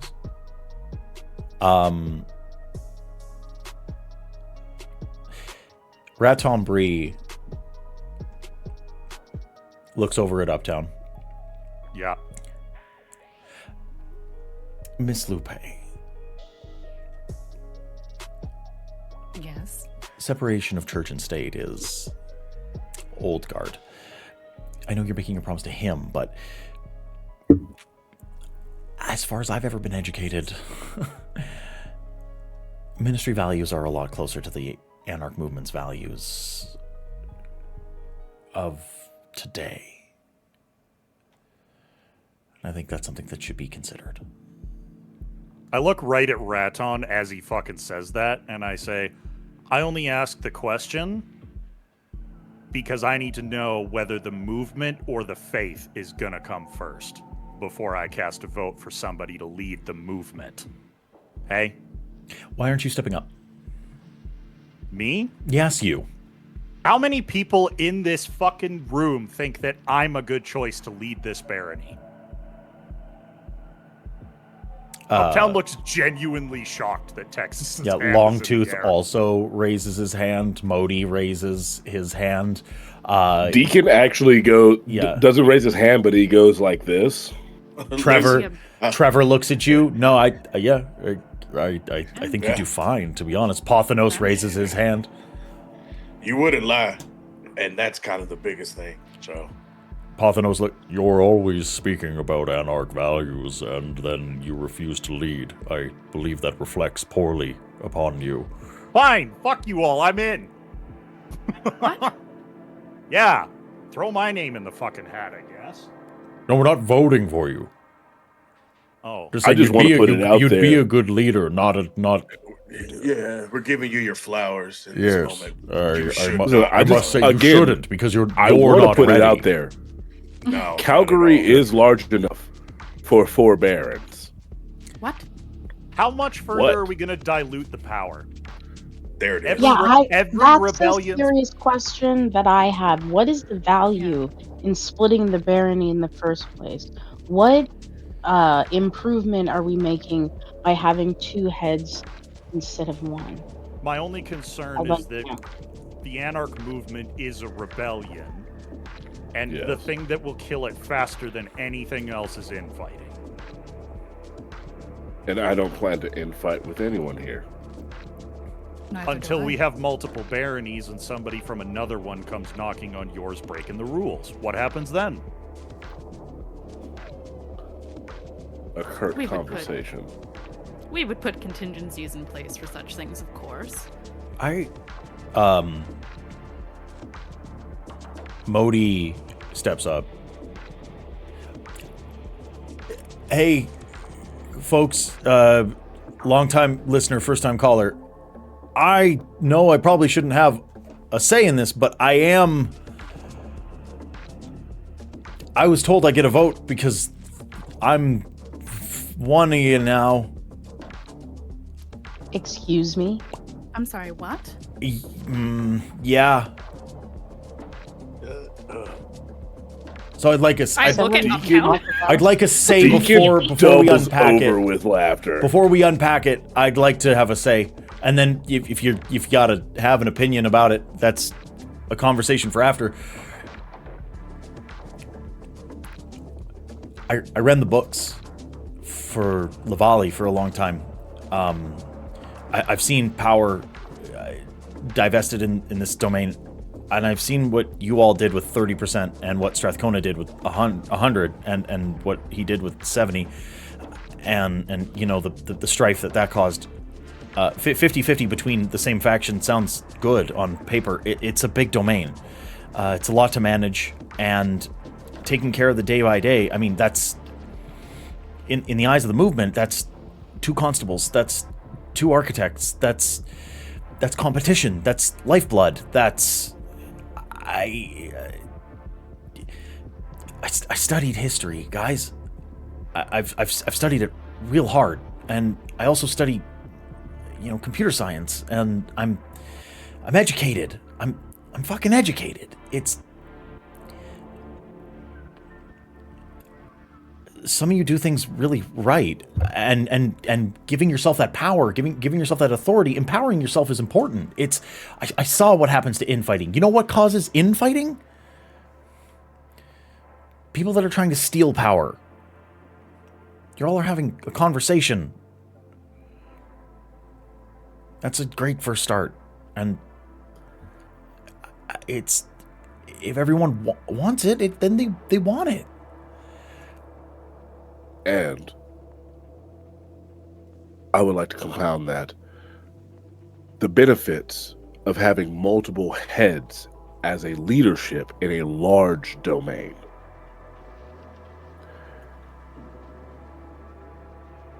We can come together as leaders.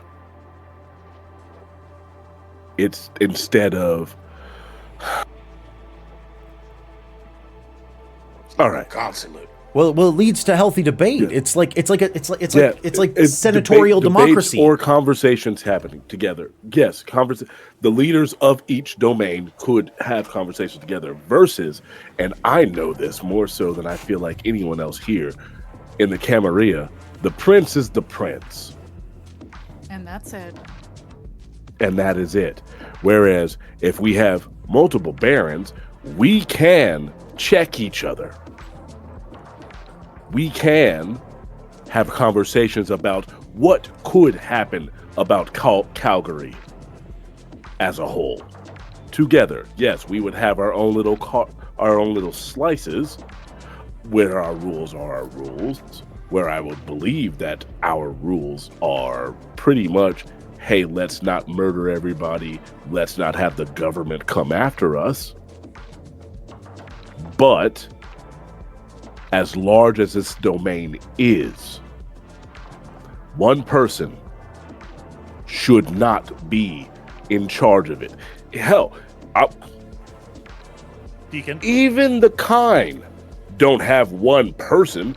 They have a fucking council. Yeah, there's a mayor, and the mayor's a part of a council. Hey, Deacon. Yes. When I said that rebellion's biggest weakness is infighting, and how much further are we going to dilute the power, I wasn't saying that multiple barons is a bad idea and we should only have one leader. I was genuinely asking the question, where does it start to become power bleeding away into nothingness? Where's the balance? How many is too many? Sorry, that retort was not towards you, that was towards December. Oh, okay. Right. Okay. Gotcha. And I was genuinely curious as to the answer, so I appreciate the response. It's a matter of perspective and a matter of strategy. I believe And that also- 2 baronies for a domain this size is appropriate. 3 would be pushing it, but doable, and beyond that I feel is far too much. Trevor raises his hand as the de facto mouthpiece, the MC of this quorum. I would like to announce that I would rescind my stake. You two are capable leaders. If there is to be 2, I can serve better. Simple. Wait. Uptown looks Trevor in the eyes and says, "Thanks for all you've done. It's appreciated." I would be a better constable to Deacon or Lupe than I would be a Baron. Work with this guy. I Frankly, Texas, I can hear you, and fuck you. Yeah, fuck you, Fuck you. Big T. All right. Before you guys get into a Okay, the scrap 2 here, Bruja are That being makes you 2 little T. Bruja. Let's calm it down. but yeah, before you two get into a scrap, I would like to posit the suggestion then, okay, I know you said 3 feels like too much division, but 2, if both of you disagree about how to move forward, who's going to break the tie? I like 3 as an odd number in case. Uptown, I hate how much you know about how my mind actually works, because that's why I even broached the subject of 3. I'll do it. Damn it. I can't have shit around here. Not a single person really looks to Texas's direction. Yeah, no, I did. Yeah, makes sense. I look at Yeah, Texas. do that. I look at I- Texas. I look at Texas and shrug apologetically. I'm like, come on, man. Like, Is that I tried. actually? I what look you at want? Texas genuinely just like, What did December say? Is that actually what you want? To Texas? Oh, I thought you were you being serious?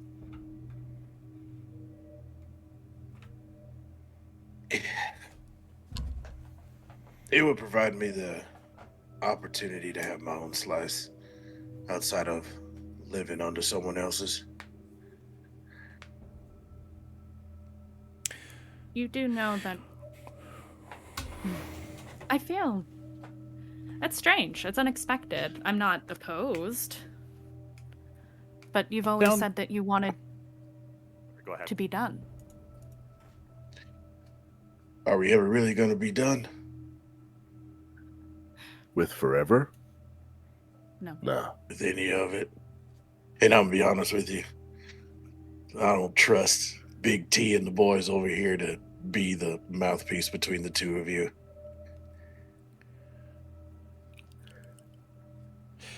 Deacon It wouldn't has be constables, such a giant look of pride on his face. No, I would say not pride. Genuine happiness that you put your hat forward. I also like to think about it this way. We're kind of 3 sides of the same coin, right? I know that doesn't make any sense. You know what I mean? It makes You perfect got- sense. Where Completely seriously. yeah, where you 2 falter, I succeed, and where I succeed, or where I falter, you 2 succeed. You're gonna need somebody who's always going to smash heads. I could lead a head smashers. It'd be fun. I get so close to Texas to the point where you think this is like it's animosity. Whoa. Hey.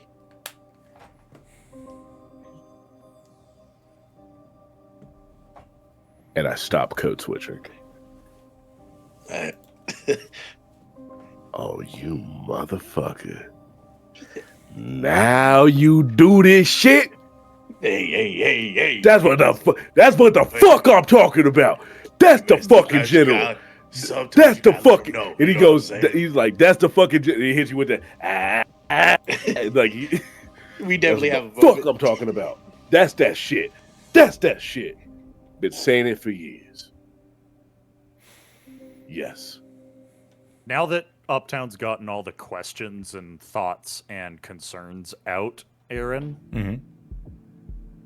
until all of the debate and discussion about how we're going to split everything up is done, Uptown is eyes on Enkidu.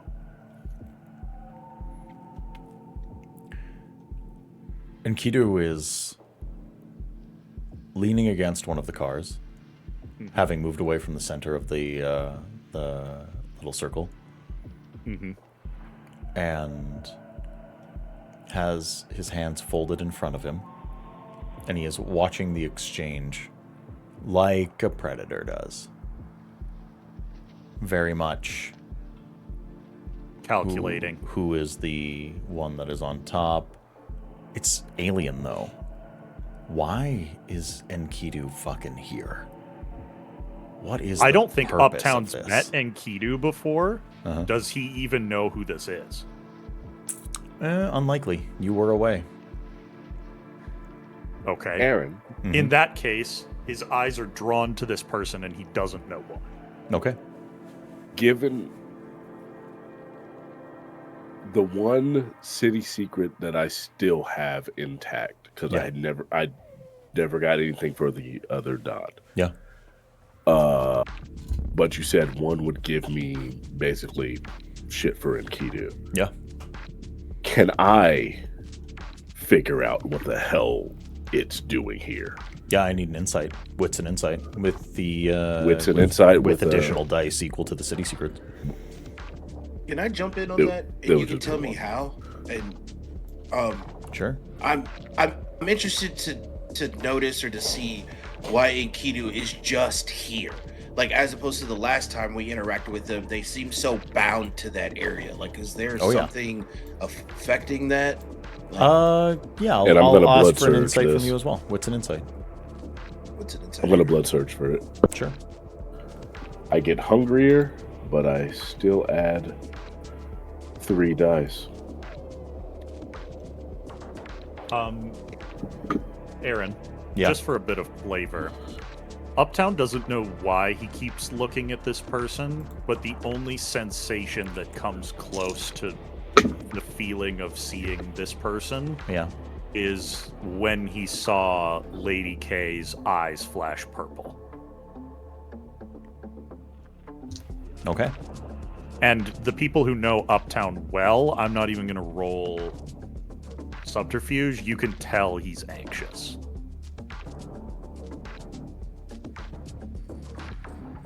Heard. That is 5 successes. 5 successes. Okay. You'll both get information, but of a different sort. Texas, Actually, go ahead. I'm going to burn a willpower. To reroll. Okay. You give me the results of that in just a minute. It might affect what you get. I'm going to give Texas's results. Go ahead. You're watching Enkidu. You get it. You get it. You exactly get it. You see right through it. This is a predator sitting at the watering hole. What are the prey animals going to do? What's the point of this? Who's going to come out on top? Who's the head of the watering hole? Who gets to drink first? And if you were a betting man, you'd say in all likelihood, Enkidu's here to have his say and to make an announcement. He doesn't show up for anything. This is the second time that you've seen him. There is something in the water, and you're not sure what it is, but it's coming. He doesn't just show up. Deacon.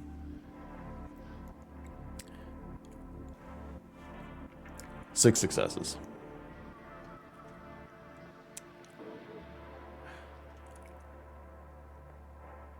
Enkidu so very sincerely is a ancient, horrifying creature. A splintered part of him has created a gigantic rip in reality underneath the city. Tangled, vitae-driven plants and creatures clawing at the surface. There has been a drawing of an extra-dimensional pocket of what you can really only describe through the consuming of the soul of someone who's close to it, a slice of hell.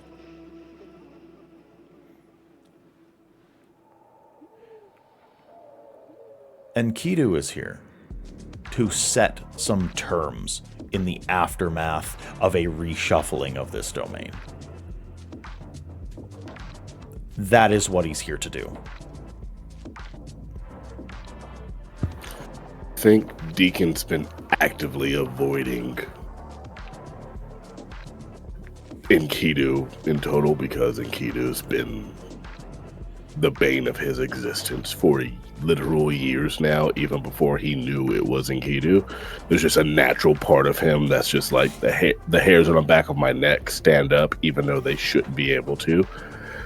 I know that in the pit of my soul. And anytime I look away and my back is I'd never let my back reach towards Enkidu, but anytime I feel like my self is covered, the chat lights up, and it's my 2 cents of why Enkidu's here, because I feel like we've all been like, hey, Enkidu's here, we can't really do shit about it, but why? And that's Deacon's just like, this is why. Reality's fucked, hell is open, and he's just like, this is what I'm gonna do.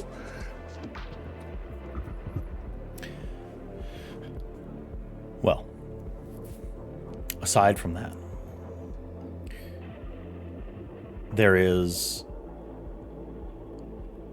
another that steps up to speak, and that is Rachel Verdun.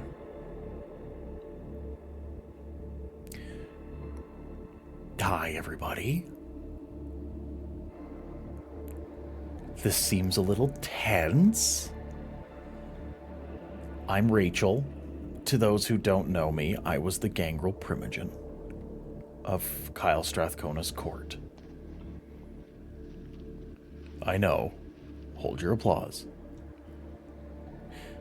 I served under that son of a bitch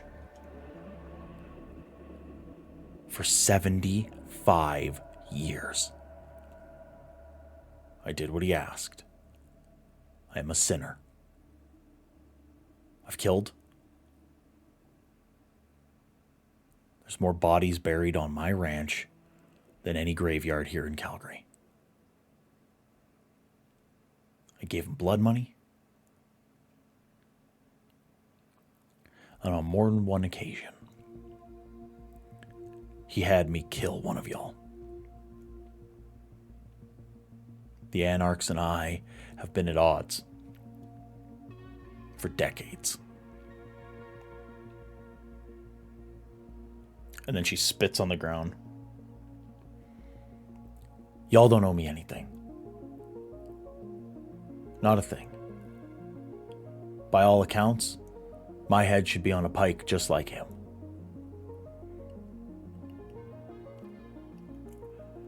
I've seen the way you treat people, though. And I have been jealously watching it for a long time. I was worried that an Archon was going to kill me if I stepped out of line. I thought his big fuck off sheriff, and she points to him, was going to take my head off if I so much as sneezed when he didn't tell me to. Now that piece of shit's dead.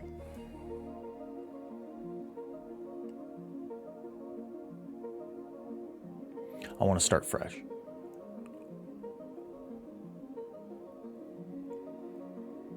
and I'll bend the knee to whatever pizza slice fucking domain that you end up making here today. 'Cause I'm tired. I'm tired. I'm over it. All I've done is fight for things that I don't want to fight for. I got money. For me.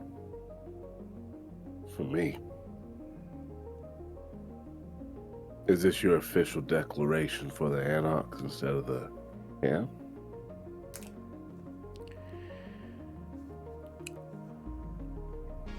I'd like it to be a formal declaration that I would serve under Lupe. Her and I are friends. Closest thing to a friend I've had in this domain. And if she's Anarch, comfortable. If she's Anarch, then I'm Go where you're Anarch. comfortable.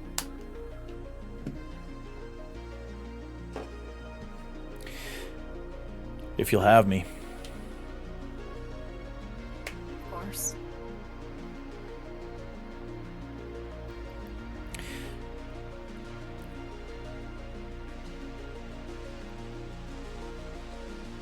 Okay. She looks to Uptown. Who? Rachel. Okay. You're the most stick up the ass, strange little freak I've ever had the displeasure of meeting. And I don't want you to become a fucking problem for me. So, give me the handbook. Or whatever. Give me the rules. The manifesto. I'll read fucking whatever book Karl Marx wrote. However many times I need to. Lupe's trying not to laugh. Uptown's just smiling. I'll quote. I don't know. Who's your hero? Nines? Oh, I can't anymore. Sorry, I was just enjoying this. You didn't have to say all of that. Marx is a good start. Right. Yeah. But you already called Kyle Strathcona a fucker. He was. Immediately you're shooting up in respect. I mean, I get it. We're all predators. You got to do what you got to do to survive. If rumors are to be believed, he was a triple agent. So who the fuck was I serving? Exactly. Okay. And as far as I go, I am Deacon. Also, nice to I've meet never you. found I haven't found a rebellion in all of history that wasn't founded on exhaustion, Rachel. So you sound like you're where you need to be right now. Off table good. is Rachel hot. Sorry. Is Rachel hot? Rachel hot? Rachel is She's like buff mommy hot, isn't she? she's ranch hand like tough girl hot. Like built sturdy. Oh, yeah. Wears her hair in a ponytail. All you had to say was, yeah, Deacons. Yeah. But yeah, Yeah. honestly, She's you're where you already need. helped the movement indirectly, of course. Boons are boons. I rescind any further talk. You have a barony to decide. There's one other that's present that hops down off at the top of a car. That's Oberon. Uptown draws a line from Rachel to Enkidu and doesn't know why in the moment. Perfect. Oberon hops down and jumps into the center of the of the ring.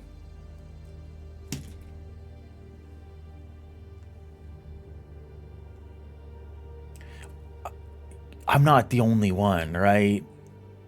I'm not. I can't be. And Kito's right there, everyone. There it is. We are Yeah. aware that he's present. I was going to address that next. Crazy. I'm not one of y'all. Yeah, the last time we saw you, you said our literal presence kind of killed you. Yeah, this sucks. This sucks for me, but I'm willing to do it because y'all are so sweet. Yeah. What's up, big guy? Did you bring Puck with you? I don't have Puck. There's no Puck. God damn. Why do you want Puck? He's a fun guy. Is he? Have you met him? I'd like to, but you keep fucking it up for me. Please continue. I'm the one.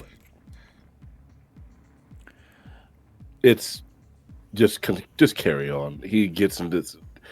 It's okay. It's okay, Texas. He can't bring them all the time. Our presence kills them. You remember that part, right? The Kingdom of Grass sends me as a delegation. I am here to speak on behalf of my court. One thing. There is one singular thing. Every single person here is in grave danger due to the thing, the other half of that fucking thing, points at Enkidu, that lives underneath your streets. That's our problem too. Reciprocity. Reciprocity is the lifeblood of what we are. At least what I am.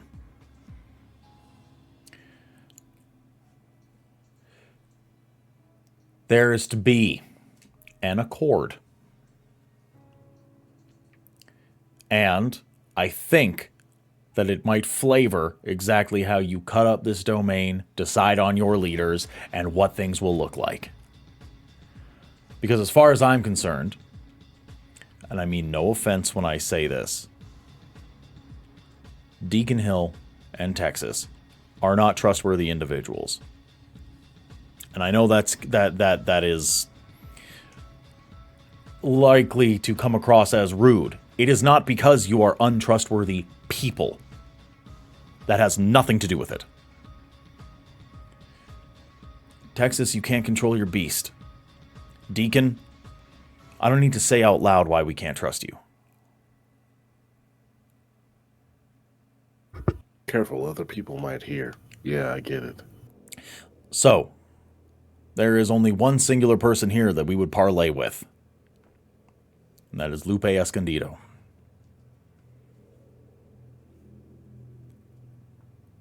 The favor that we are willing to offer will be at her behest. And to be frank, the pound of flesh will be one that she owes.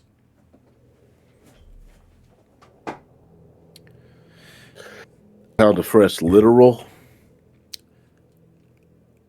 As much as you would like to believe that it is literal, all of the deals that we make, no, this is not a literal pound of flesh. It's not about belief. I know very little about your culture. That's why I was asking. It was a genuine question. But The price hold on, of please. these boons would be on my shoulders, isn't that right? That is it. I understand reciprocity.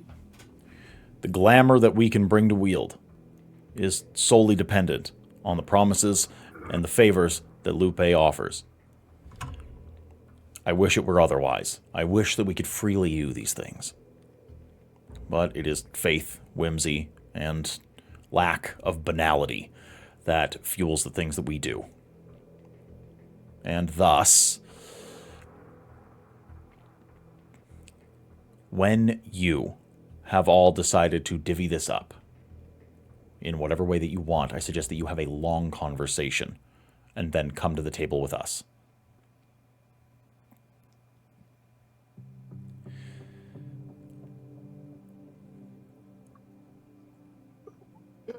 Sorry. One, I'm a little disrespected. We're going to start with that. Two, why we to us? Why we to you? Seems like you only want to work with Lupe. Why do Deco and I need to be there? Because I very much respect the fact that you are about to work as a triad. And I think that all of your opinions hold weight. The problem is, If I go to my court and I say, the brute who can't control his temper and has wantonly killed in fits of rage and passion, and Or why do you keep disrespecting me? I don't mean to. Like, It's not. but To you be do. so clear, it is Let me not a sign of. explain something. It's not a sign of disrespect for me, Texas. It's our. I've tried to say this to you before. It's literally our nature. I like you. Which is why I feel disrespected. I've shown you nothing but kindness every time you've spoken with me. And in the sense of whimsy, isn't order and chaos also byproducts of such? It's not an unseelie court right now. It's a seelie court. It needs to be joy. It needs to be revelry. It needs to be. Lupe. I would love so very much to doesn't seem induct fair. you into what we are, but your presence hurts us, and Lupe's doesn't. Fine. There is sanguine demeanors to the people that she interacts with. She brings joy to people. She brings revelry and love and passion and sex and a seductive, literal, distilled whimsy to the people that go and are around her. I understand, Oberon, and I am sorry for speaking out. I like you. I am loath to bring this up, unless, Oberon, did you have more? I didn't want to interrupt you entirely. I thought it was coming towards me. Yeah, go ahead. You can stop it there. No, I have nothing else. I wish I could say more. When you I go have to a question for Oberon. please. Is this assistance that you will be providing to Lupe and those who serve her magical in nature? And is that magic for sealing?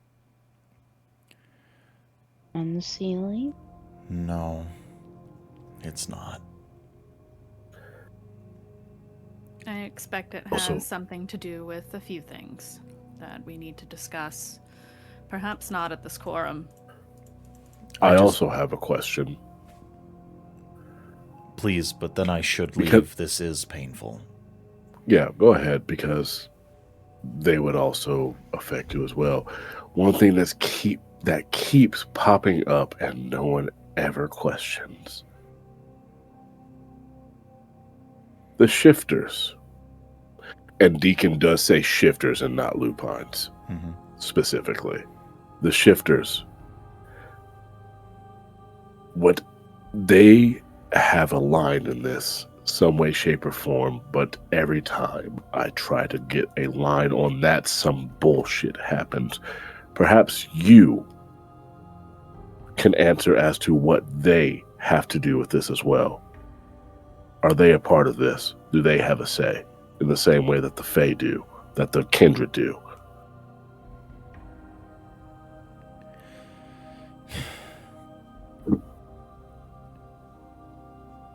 I wish they didn't. I only really have one answer, which is they're going to be involved when it's least convenient. They hate you. It's not a matter of parlay. It isn't a matter of peace or planning or gifts or exchanges. They hate you. They want you to die. And when it seems like you've accomplished enough for them, they'll act. And they'll try to take you all down. But as far as I can tell, they've been less than involved, and it might be due to the fact that... And then he shudders. It might be due to the fact that he is keeping them out of it. And he points to Enkidu. I'm going to give you a bit of information. Oh, actually, no, I want to roll about this. Sure. Because what I was about to say was going to be way too... Too informed? Yeah, way too informed about what Daryl knows about how werewolves see kindred. Could I roll an occult roll about what I've learned about how the changing breeds view the kindred? If you want to roll for it, yeah. Yeah, because Daryl, know that we don't even rank top 10 on their list of shit. Would this be intelligence or wits? I would say intelligence. This is like a raw intellect kind of knowledge. Copy. I am 2 dots hungrier.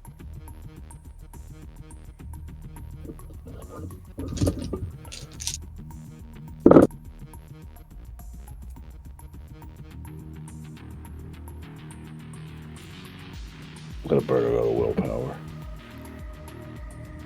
Just to see. Worth it. That's 4 successes.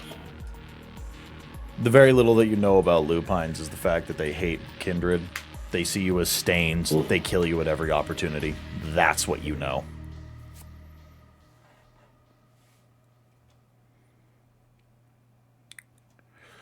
Oberon says, I literally can't stay. You may leave. And then he whips around and leaves.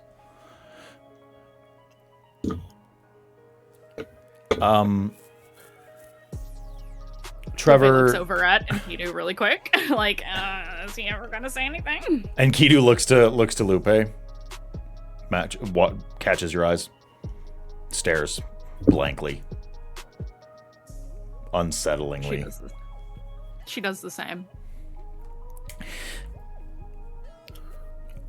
Trevor speaks up again. Well, I think it's about time, isn't it? We've spoken. So we're going to cut this into 3. That's the plan. If that is what's amenable to everyone else. I will say, I have my doubts about Texas being a unbiased third party. I would agree. No one calls me an asshole more than Texas. He won't be unbiased. I have seen you two work together. You forget we are in a coterie. I also work with Uptown, and Uptown will call me an asshole too. I'd call Lupe an asshole too. I'd actually like to hear from Texas. And he has. Do you think that you're going to be unbiased? Do you think you can rule? Do you truly believe that you can put together a court? Do you think that we actually have the population base for you to have a constable, for you to have a architect, and then to have a court that is actually worthy of being called a court, and then act unbiased when it comes to Deacon, because the entire purpose of having a split in 3 domain is solely to have a tiebreaker? Do you think you have what it takes? Or do you just want your slice so that you can have the peace that you asked me for all that time ago? Yes, to both. Because I come to realize it's not worth asking. It's worth taking.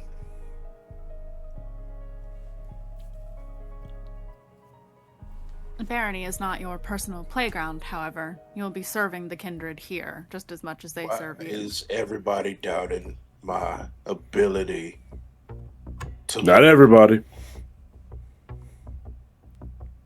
Deacon says that out loud. Not everybody. Listen, because I was asked to defend myself, essentially. All right? Okay, that's fine. Baron, I'm gonna call on everybody here. Even you, and I'm looking at Enkidu. When you needed something done, my phone rang. When someone needed to be handled, my phone rang. When there was a problem that all of your words could not fix, it was my sword, my hands, my teeth. Ma'am, looks at Lupe, lest we forget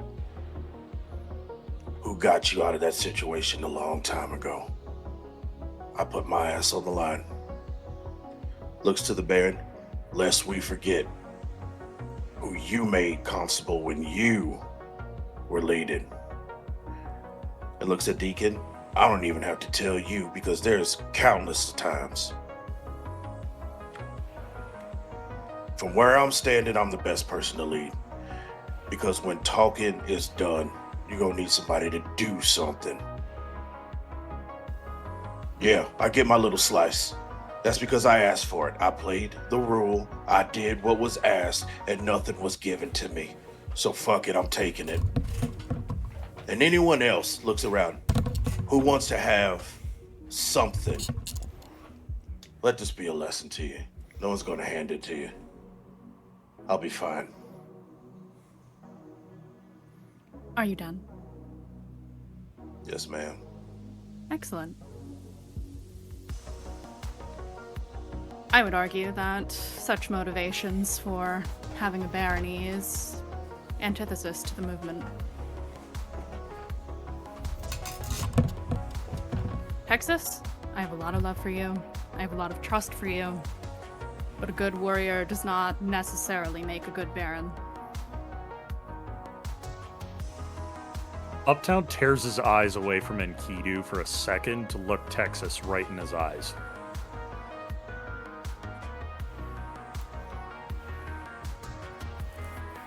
He walks up.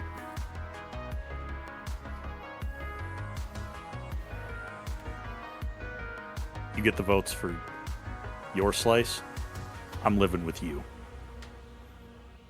And then he leans in and whispers, the second your personal shit comes before the movement, I'm gonna fuck you up. Until then, you and I are gonna make the fucking problems in this city disappear. Deal? He offers a hand to shake. I'll shake your hand. All right. Deacon watches that entire exchange. Because if Uptown didn't say to do that, Deacon was going to go to Uptown and say, go with Texas. As usual, And you I'm very fucking and I feel petty. like Uptown recognizes that in Deacon's face of just like he gives him a nod of thank you. So Trevor puts his hand up. All right. So we have a few things to vote on.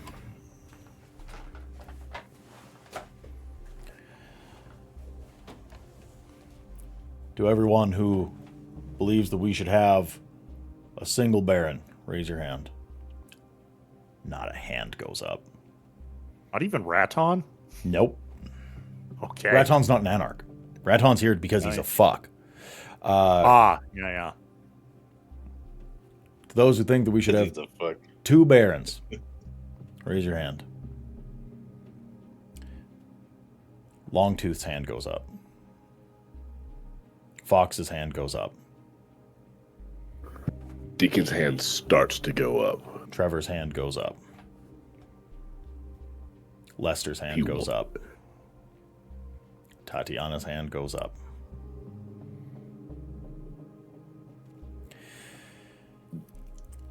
Deacon's hand doesn't fully go up because he knows there needs to be a tiebreaker. Trevor's hand And goes up. It will be the smart move. So,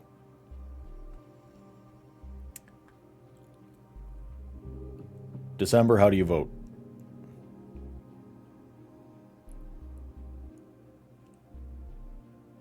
Three is an auspicious number.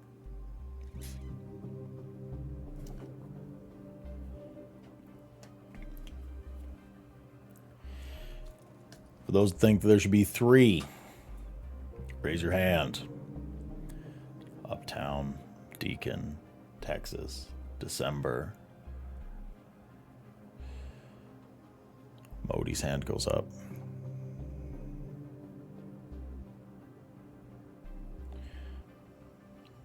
So, Pothanos, he abstains.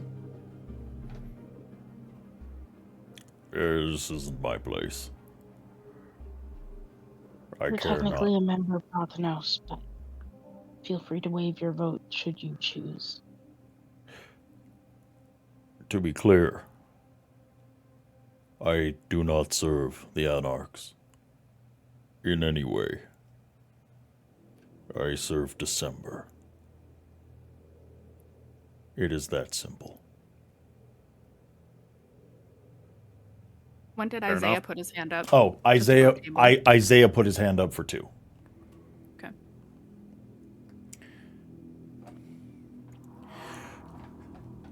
Seems as if there are more votes for 2 than for 3.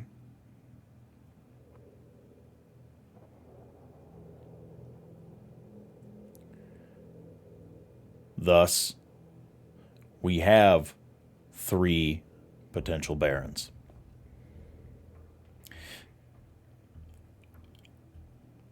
In the spirit of democracy, and then he looks to the entire gathered crowd, we will go ahead with 2 baronies.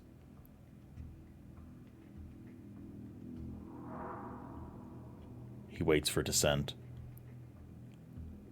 Uptown rolls his eyes but doesn't say anything.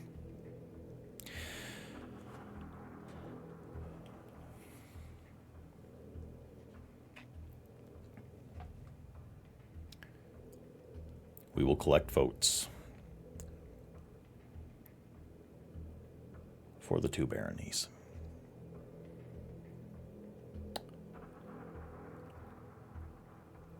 For those of us that would vote for Lupe as a baron, remember, each person has but 1 vote here. Raise your hand. Isaiah's hand raises.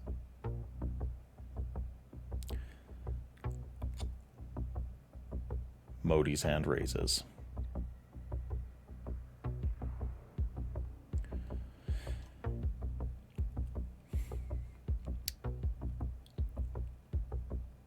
Rachel looks around. Isaiah's too. Isaiah's hand raises, yeah. Rachel looks around. Do I get a vote? You said you're an Anarch now. Okay, well, then her hand raises.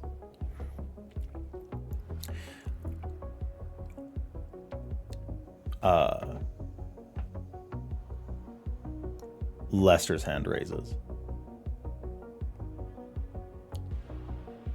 Tatiana's hand raises.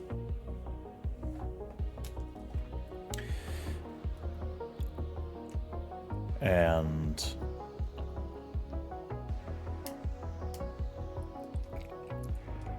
that's it.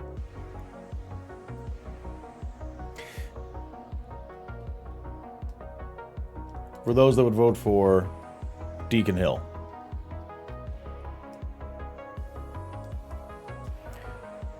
Fox's hand raises.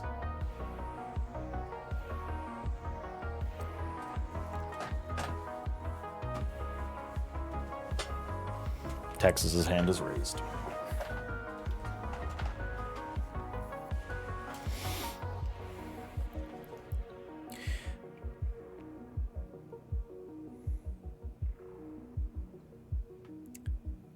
Slowly, Trevor's hand raises.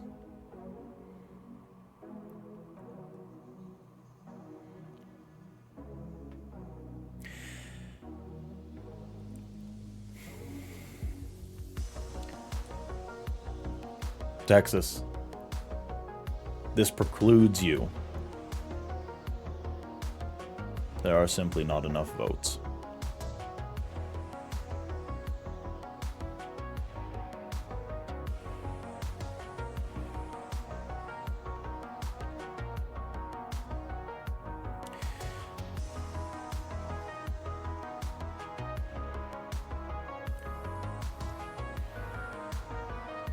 So,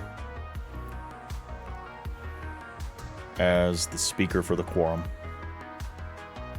the domain of Calgary will be split in half, 50-50, to be decided by the two Baron heads what territories will go to whom. Once that accord is made, those two will assemble their own courts. It was thought that we would also vote on other positions this evening, but it would not seem as if that will be on the agenda.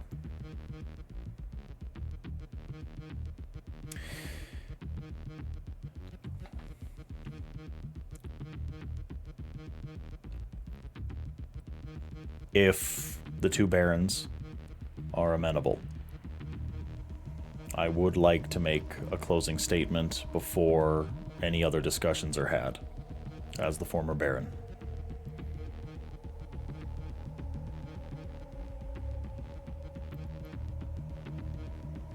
By all means.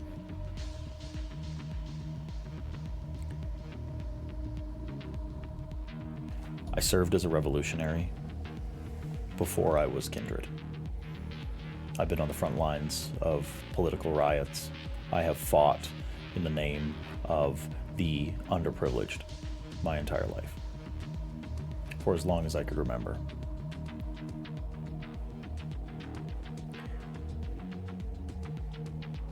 Every single person here, besides perhaps a few, deserves the best that this entire domain can bring. I will not apologize for the mistakes that I made, but I promise you that whoever I serve will get the most of me. I fought, and I gave orders, and you are all right. I was not the greatest leader, but I brought us to where we are.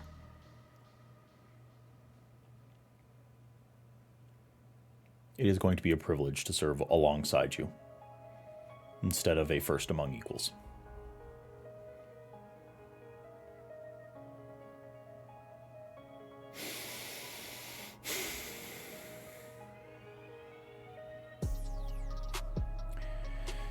Long live the movement. Libertas for all. Hear, hear.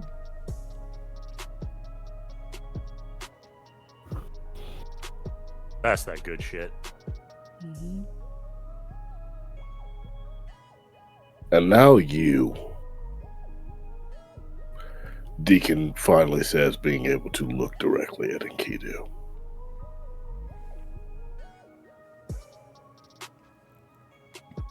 You have something to say. I know you do. Enkidu looks around. Ed.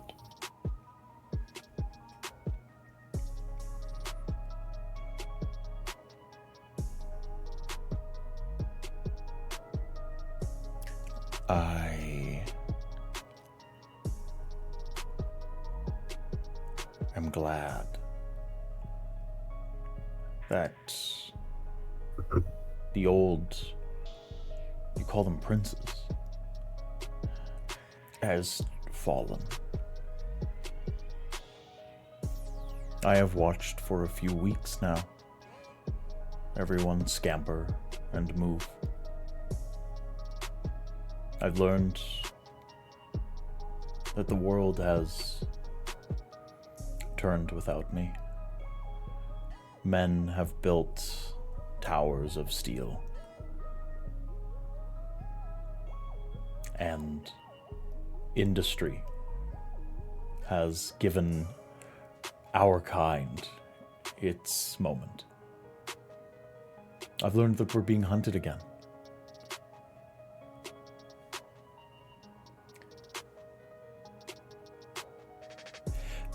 I came here for one thing this evening. And that was to tell you that your time is growing thin. And that my other half must be dealt with soon.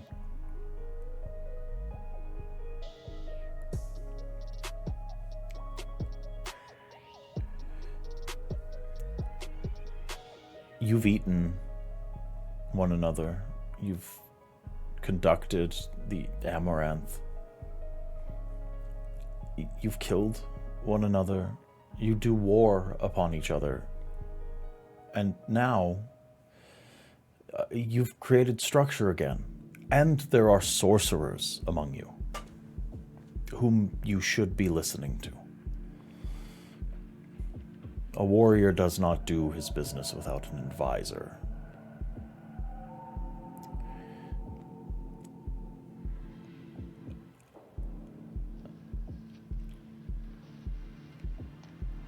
I'm leaving.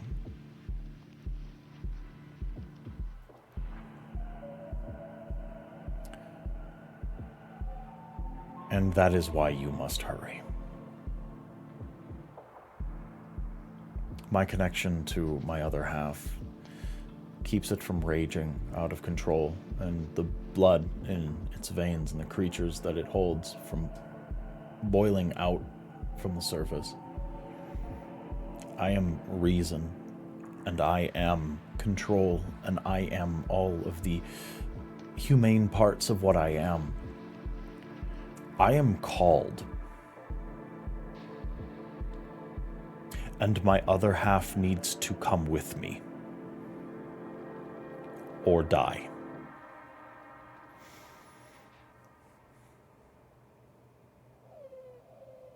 You all call it the calling. Old ones moving away. It is insidious.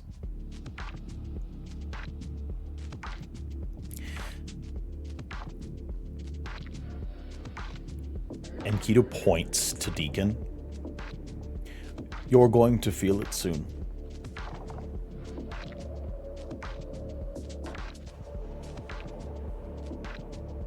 Specifically you. The thing in your head. It tells you many things. Correct?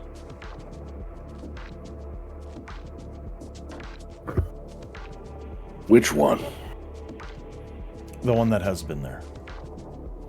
Not your mistake. Oh, him. Yeah. He's going to call you east. I would find a way to rid yourself of it. You should be here. You would simply be fodder there. That is a gift. What I'm here for is to speak to you all broadly and to speak to you, and he points to December, directly. Oh, now you'd like to speak.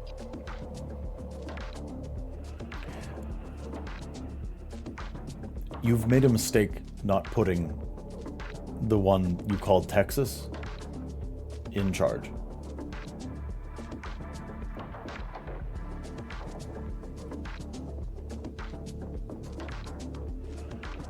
In charge of what exactly? All of it.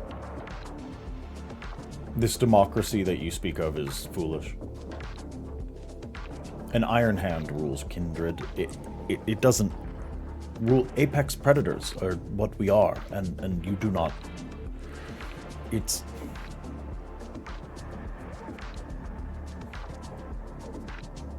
I'm not a politician. But I know what's in your hearts.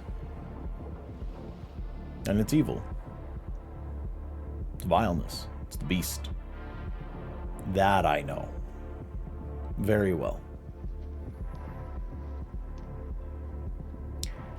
And eventually you'll consume one another, or try. And it takes a stronger beast to bring it to heal. And that is my chosen. He's going to save you all. You have to know. It's not going to be your magic. And it's not going to be your wits. It isn't some ritual or trick of your blood. It will be tooth and claw and fang. It will be blood.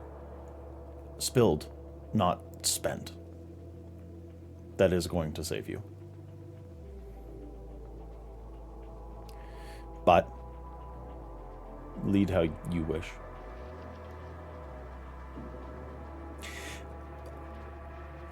You, December.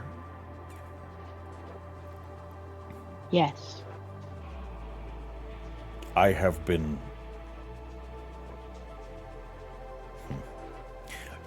I have been dishonorable with you. Working from old traditions. Ancient oaths of the blood. I thought I could awake and things would be a modicum of what I knew in the past. The cities of Mesopotamia and the Indus River. When I sat at the... right in the crook of the Tigris and the Euphrates, where Eden was supposed to be, I knew what the world was. And now, Why are you waxing dramatic? because the world needs poetry, December. You're all so severe. You act like you've lost so much and that you are so... everything is so horrid. You haven't even tried yet. You don't... You think you understand. Unless you have something useful to say, I am done with this conversation. You can speak to Lupe. Then I will speak to Lupe. Ember walks away. I will speak to Lupe. Lupe, your friend... I understand they're hurting. And that things are perceivedly hard for them. Things get hard when you let yourself be weak. There is... This is true.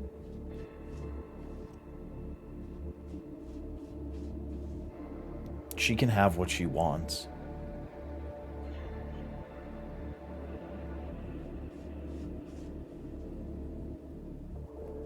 Her ghouls are dead. Her lover is a betrayer.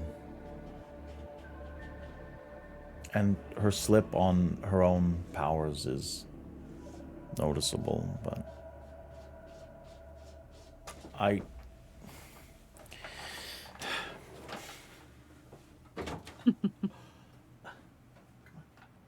The Temple Guardian has entered the scene. it's... That's funny.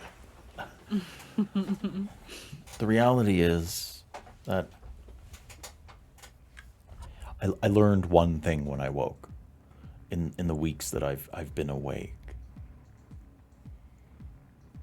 You're all young, not just in blood and years, but no one gets to experience the world. Things move from one thing to the next. Everything is tragedy. Everything is horror. Death isn't treated as something sacred. Loss isn't given gravity and love. When I hunted and I slew great beasts and I took them inside of myself, it was a sacred act. When I slayed antelope and buffalo and gave them to the villages that asked for the divine, it was a sacred act. When my children died, when I grew older than them, and I watched those that came from my loins age, wither, and die, never getting the taste of what I have, I celebrated them. I made oaths to be better, and I bested my beast. I sought in the most secret corners of this world how to beat that thing. You are all cloth, twisting in the wind, ragged, treating every slight like it is just despair and that you will never get better, but you can be steel. You have the right blood. He has the right blood. And he's pointing over at Uptown. Wait, so he's pointing to me and to Uptown? Mm-hmm. You can be more. And you are letting it tear you all apart. Strathcona didn't need to die. He could have been changed. You could have played the long. Everyone acts so rashly. No one has patience.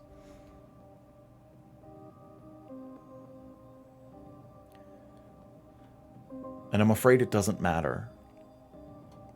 But you need to hear it. I've seen one of you grow in the time that I have been here. One. That's Deacon.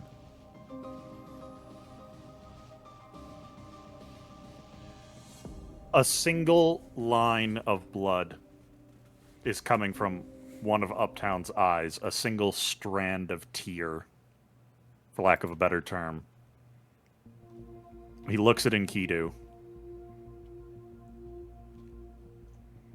She who used the wild beasts for allies in her killing shall become a beast herself, so that all men revile her. I get it now. I look over to Rachel, back to Enkidu.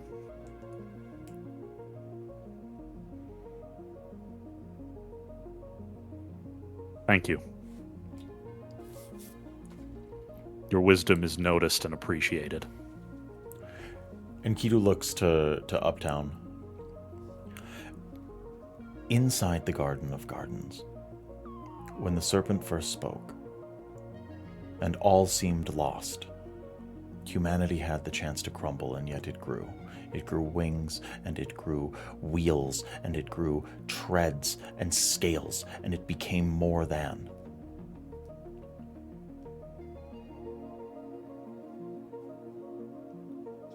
Cain said our curse is to be static, to become stone, to set our feet in place and never move. I am standing testament that that is not the truth. And there is more truth out there. Our natures are no less static than any man. Set knew that. Malkav, as they bled on the sand, knew that.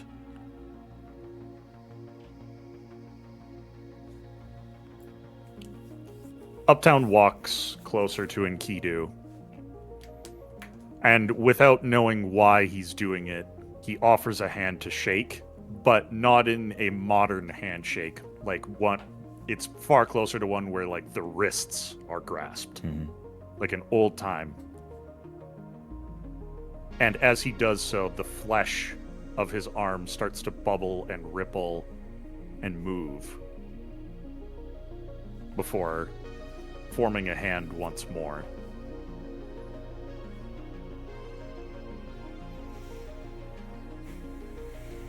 I hope your journey is safe.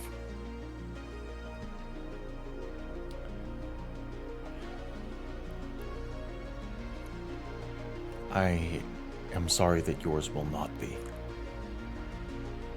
I'm not.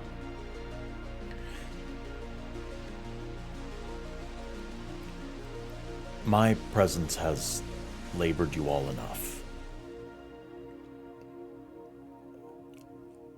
While I have my sanity,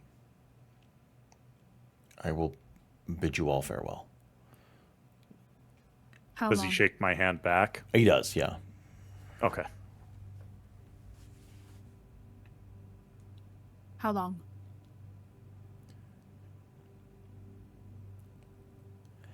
It should be a few months. You have time. It's just the call is strong for us. I have not felt something like this since, well,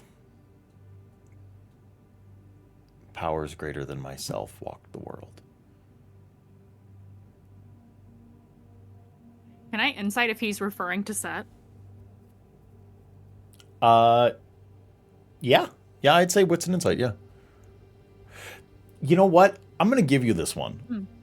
Okay. It's very clearly an antediluvian of some sort. Whether it is Set is indecipherable, but like powers greater than himself is enough for you to know that, like, call it Set, call it, call it Troil, call it, et cetera, et cetera, et cetera. Like Malcav, whomever. Well, they were all siblings, so. Yeah.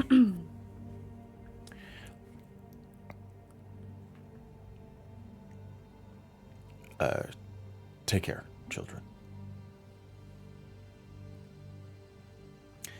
Take care, Elder. He melts into a pile of insects and Sounds right. scatters to the winds.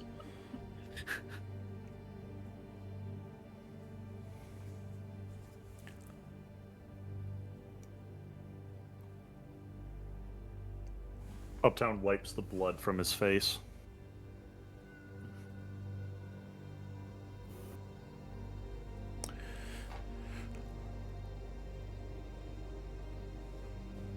I don't know how. I need to follow December. And then Pothinos walks off. Yeah, I don't know how. I'm going to kill that thing.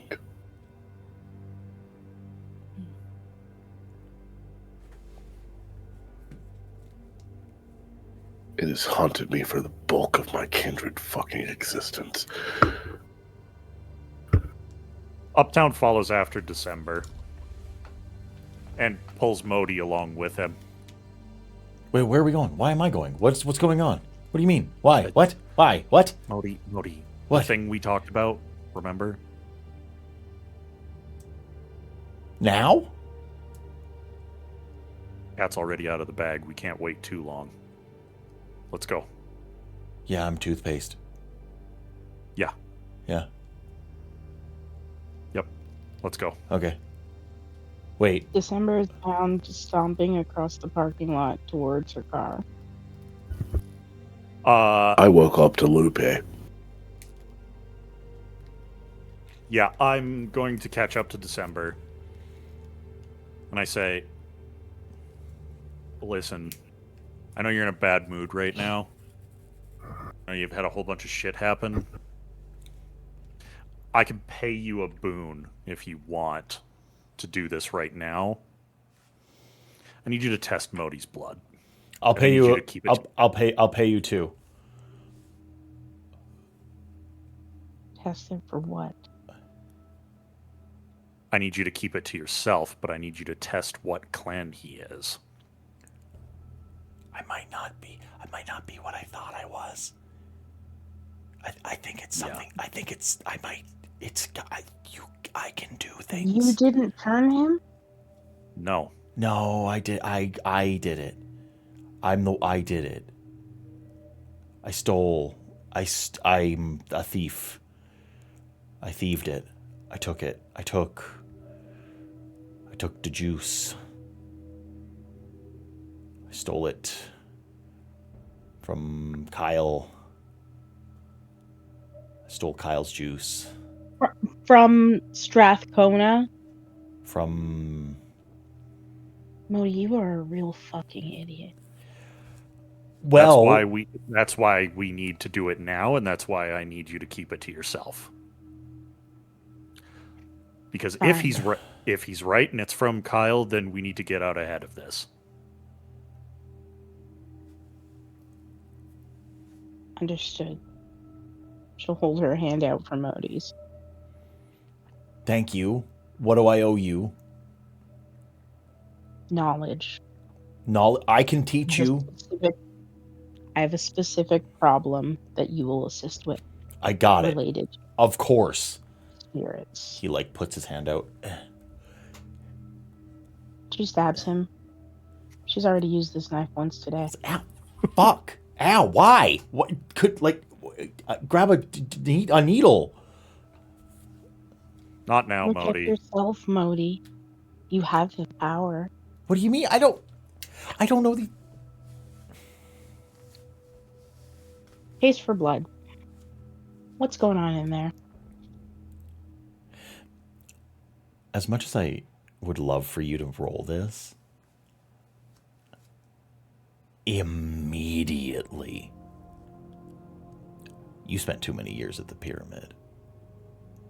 That's good old-fashioned, homegrown warlock blood.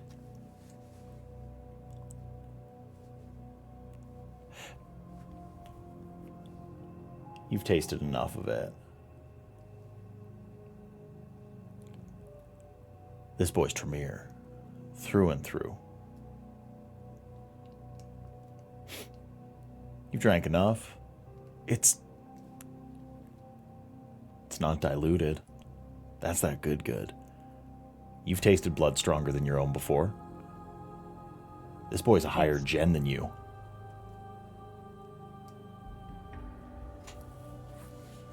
Who the fuck did you eat? Kyle. Not Kyle. It had to be Kyle. You're still you, Modi. All that time you spent running, you're right back where you started. What do you mean it's not Kyle's? It has to be Kyle's. I took it from Kyle. What clan is he? Mine. Ours. The same. Okay. What have you been up to, Modi? What have you been doing since you turned? I play, me and Pothanos played Fortnite. We were watching, Not things you did when you were alive, you idiot. Things you have done now. That's what I'm doing now. That's what I've been doing. Everything's the same, except now I'm dead. Everything's the same. Pretty much. I Nothing don't. smells different. Nothing tastes different. You still eat. You still shit. Oh, no, I don't know. I had to stop. I ate a bunch of. I ate a bunch of chili cheese dogs, and then it was bad. Like, they didn't taste good, and then I had to, bleh, and that was gross. Moni, how about you talk to Pothanos all about your experience, and he'll give me the cliff notes, because I do not have the patience to deal with your bullshit today. Okay. Yep. I'm sorry. I think until further notice, December, we're gonna operate like I turned Modi.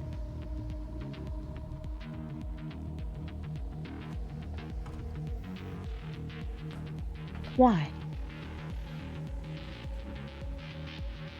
Why don't you want the others to know, Uptown? Well, the plan was, he came to me and told me that he used Kyle's blood to turn himself.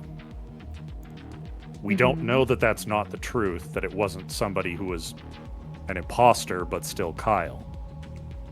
What's going to happen when Deacon finds out? You already have a solution to that problem.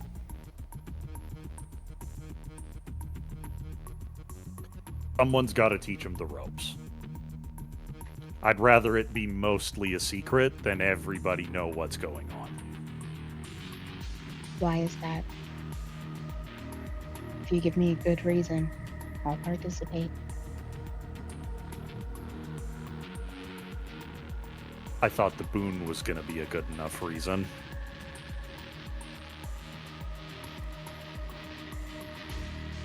I don't care as much for boons as I did before.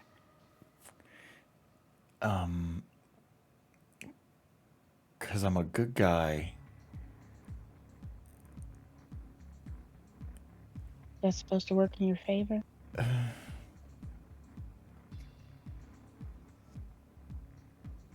Because I'm willing to stand here in this parking lot when I know you'd rather tear anybody asking you a question inside out, and I'm still throwing myself at your mercy and asking you.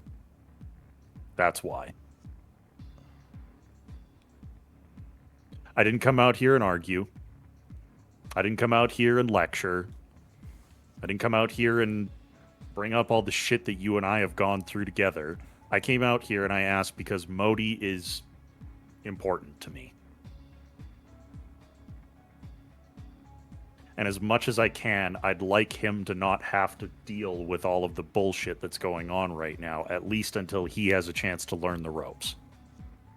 Because all of us deserve a chance to learn the ropes instead of being dropped into this head first. Lucky him. First one of us outside the pyramid in a while. You're living proof that all of you should be outside that pyramid, December.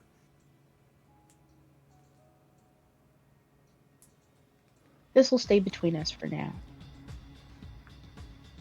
You got 7 nights.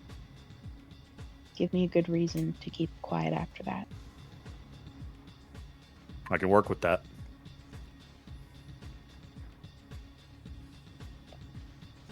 Modi, I'll see you tomorrow night. I have questions. Okay. Papanos will tell you where to find me. December. What?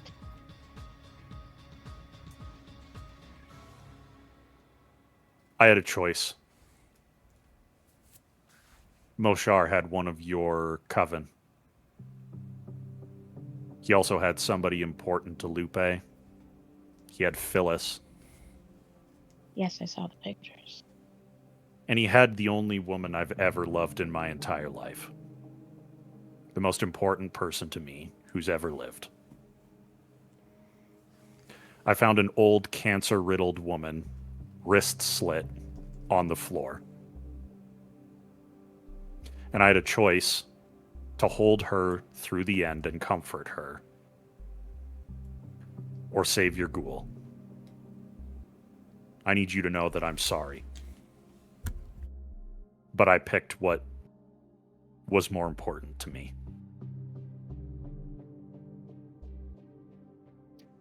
You deserve the truth. Don't be sorry, up down. You're just like everyone else.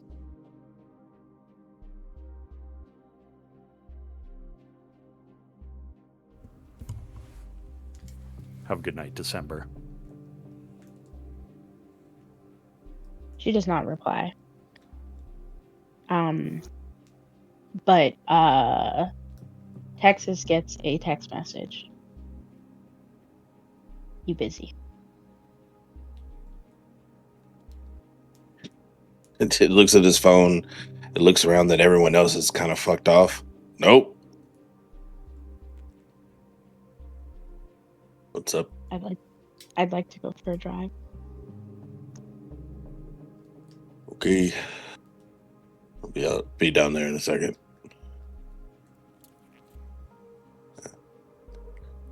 I'd look to Longtooth and say, stay here. Just give me...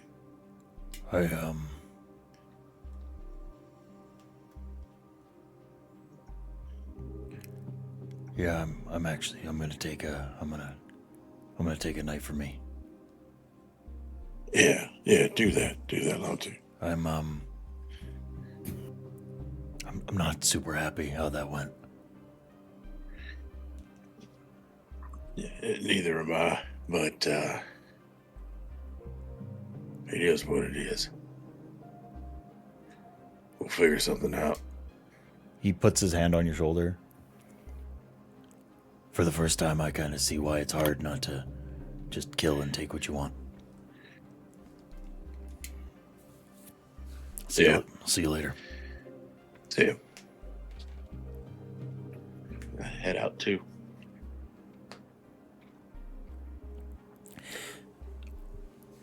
I woke up to Lupe.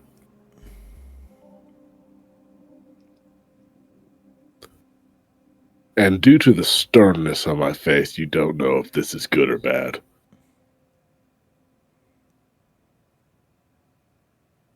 She waits. I get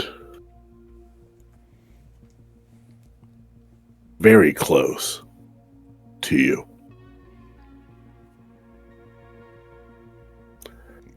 And then I hug you and pick you up. She hugs you back. Oh, old friend. Right where you always were meant to be. There is And a right matter. where I did not want to be.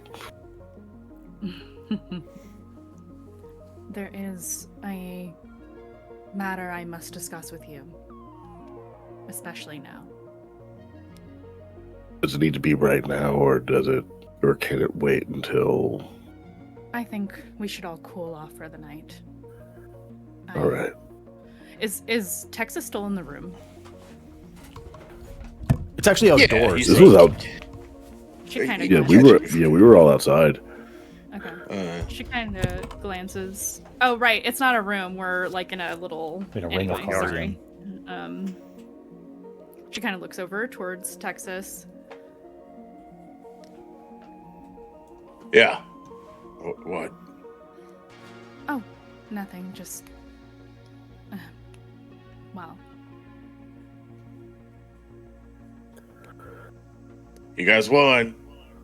I'm You sorry. got it. Why? There is a reason. But I cannot tell you yet. There's always a reason. There's always a fucking reason. Right? Secrets. Whatever. It's okay. Not the first time I lost some.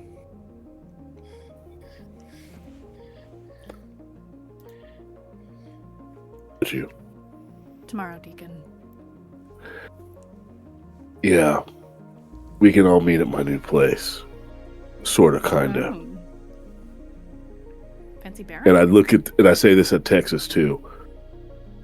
I'm easy to find now. By the way, where we're at, the location that I sent for You sent to can see Aaron, I point in the distance, and Deacon looks at his watch.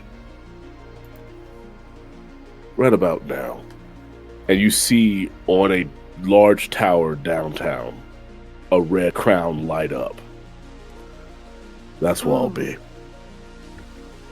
Love that.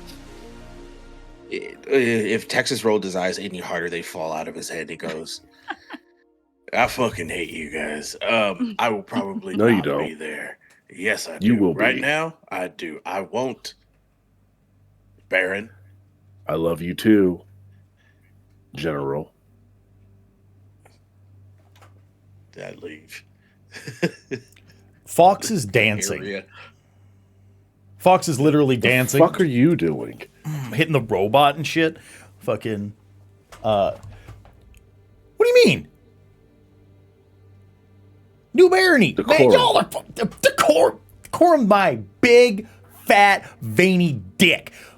Fuck you guys. This is a celebration. Everybody acting like this is the You fucking don't have- Camarilla. Oh okay. no, I'm not the king of the castle. Wham. Texas, shut up. I love that, man, but fucking, so what? Revel in the fact that we won. Strathcona's dead and everybody's acting like we got fucking slapped on the dick and balls because of it. No. The Texas shut up. That is one of the first times that someone's actually disrespecting Texas in front of Deacon. No, you're right. I think Lupe does the same thing. No, Hey. no, you're both. Listen, to be completely honest, I think Texas probably should be in charge. Isn't, but I don't think it's that big of a He deal. will be. I just don't think it's that We big a can deal. revisit at a later. Sure, Revisit at a whatever. later time. I'm happy. Y'all ain't gonna shit on this. I'm happy. I'm very happy. Everything is coming up, Fox. I get to fight Sabat, and the domain is now all 100% Anarch. And everybody's like, wee. I'm going to go throw a fucking punk show because of this. I'm going to go and I'm going to do drugs and I'm going to beat somebody up and I'm going to party with my band. And this is a great fucking time. Whatever, be sad about it or serious. We're Anarchs. What do you fucking... whatever. Y'all, I'll... Go ahead. Catch you at We'll fucking... business. Wayne Tower fucking tomorrow. I'll see you there too. I'll later. And then Fox hops in... It's a Reliant Robin, a three-wheeled like almost not car, and before they get off, can I get a little bit more of that robot real quick? Yeah, just fucking the most like uncoordinated fucking robot you've ever seen in your entire life. Lester walks up. Deacon looks at Texas. The black vampires here are just like, oh my god. I am gone, but you can still feel me go. There's a disturbance. I'm the face my team, so we can just look at each other like, oh my It's just god, like, the this fuck? fucking white dude Jesus over here doing Christ. a fucking robot. Lester walks up. Congratulations, good job. 10 out of 10. Happy for you both. To Lupe? Yep. Both of us. Yeah, Deacon, tremendous gig. I'm glad. Think this is a big mistake for you, but I'm happy. Legitimately, I think you're gonna do great. But who wants to be in charge? That's crazy. Honestly, less than the digester at both of your services. You both have my number. I'll be living in Lupe's domain 1,000,000%. And if I gotta pick up sticks, that is totally fine. I don't have a problem with it. One little point of order. If I do need to move, that might be a discussion that you both need to have. Milady has sort of a kind of garden underneath our house, and uprooting that is gonna be a rough... they're alive. It's gonna be rough. So I would be... Let's call it this. You don't need to move, but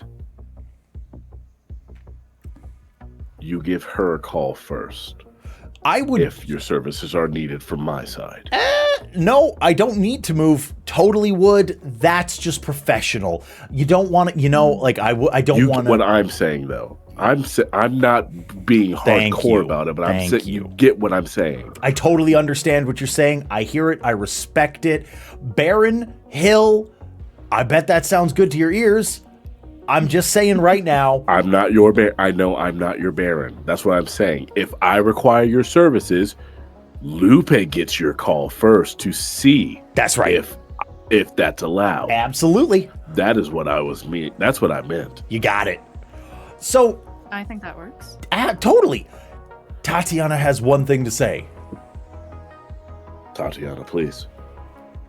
And I appreciate your vote, by the way. I think, and she walks over, tree branch, flesh limbs, shaking as she walks on over to you.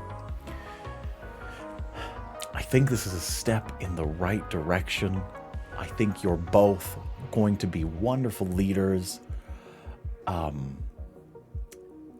I said the same thing to Trevor, and Trevor looks as she's talking, and he's like, kind of like almost a nervous expression on his face. I said the same thing to Trevor when Trevor became the Baron, and I said the same thing to Kyle Strathcona when he was in charge of the entire domain. I come from a very long line of Smitsi. My family,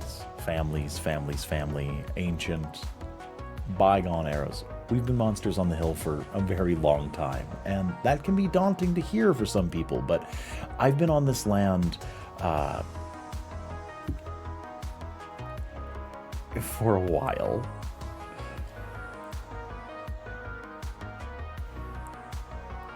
When it comes to what is mine, it is going to stay mine. And neither of you are going to have a say in that. You will be able to come, and you will be my honored guests. and there will never be a time when you are turned away, and as long as all hospitality is paid, you will have all of the services that I can render.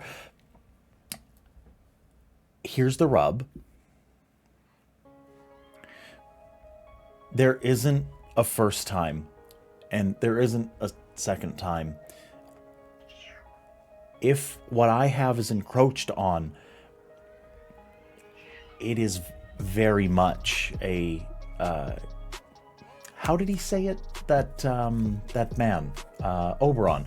You don't have to go into it. Oh no, I do. It's actually proper decorum for me to educate you before things get twisted.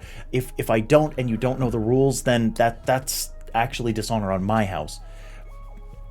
My name is Tatiana Bradovich, and my entire family line have been crafters of flesh and sculptors of gardens for many years. If you encroach, there will be reciprocity. Traditions be damned. I don't ever want that to come to. I just need to make you aware. It's... well... Now let me tell you why you didn't need to tell me that. I know of the Samitsi clan, and I'm going to give you a direct quote that I gave to someone that I feel like you would very much appreciate.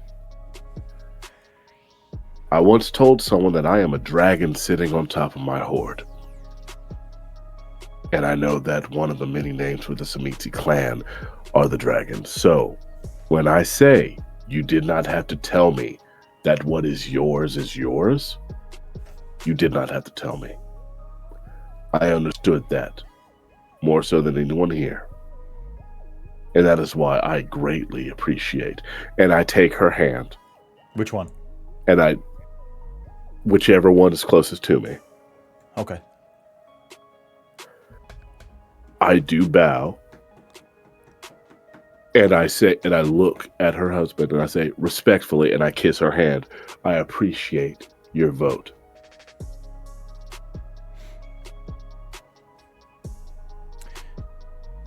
I figured you would respect it. Miss Lupe, Yes? we're still waiting for you to come over for dinner, so the invite's still there. I will do that soon. Has the Escalade been delivered yet? Oh, yes. And the bag? And the bag. Okay, just making sure. While they're having this conversation, am I aware of who the Bradoviches are? Go ahead and roll me I know who they are above table. a wits and but- occult. Hey. Intelligence and occult, actually. Intelligence and occult. Alrighty. That's right. All Daryl knows is that it always pays to have a Samitsi not mad at you. 3 successes, and I'm not gonna push myself or anything. It's just for funsies. Bradoviches are a revenant line of allegedly the very first revenant line of the Samitsi. A old blood family from way back in the day. They have historical precedent in the real world. They have real ebb and flow. They were at one point in time, the prototypical landed barons up to no good up on the hill. Rumors abound, etc., etc. They were known for really 2 things: horrid rumors of dismemberment and missing people and etc., and being the most gracious hosts that you have ever heard of, offering their homes and their goods and their money and their favor to whomever would come and pay them proper homage. So, yeah, that is the Bradoviches. All right. They fall under the most ancient of traditions of the Kindred. If no one finds out, it didn't happen.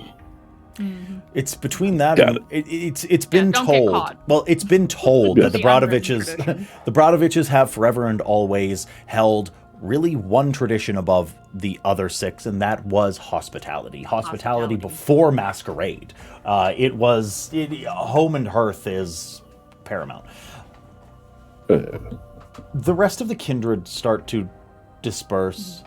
Raton I Brie wanna see takes Trevor. off. Rachel leaves, and the last are the 3 barons. 1 former, 2 current.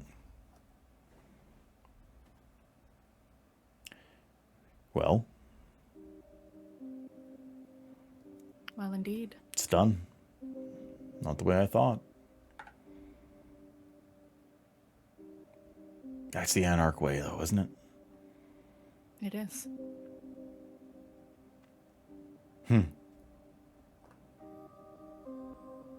I have an idea, Trevor.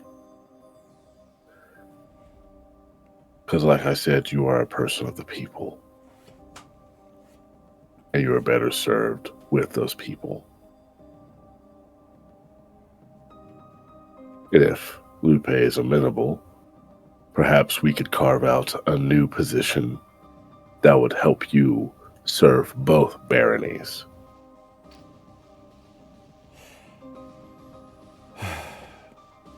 No.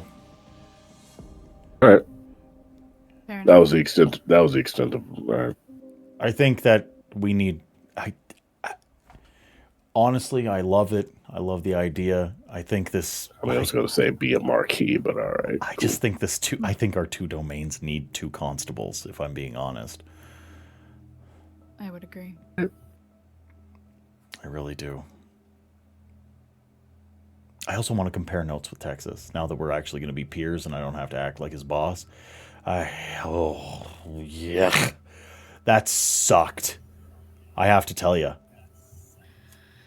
I had to act like I was better. I had to try to give orders.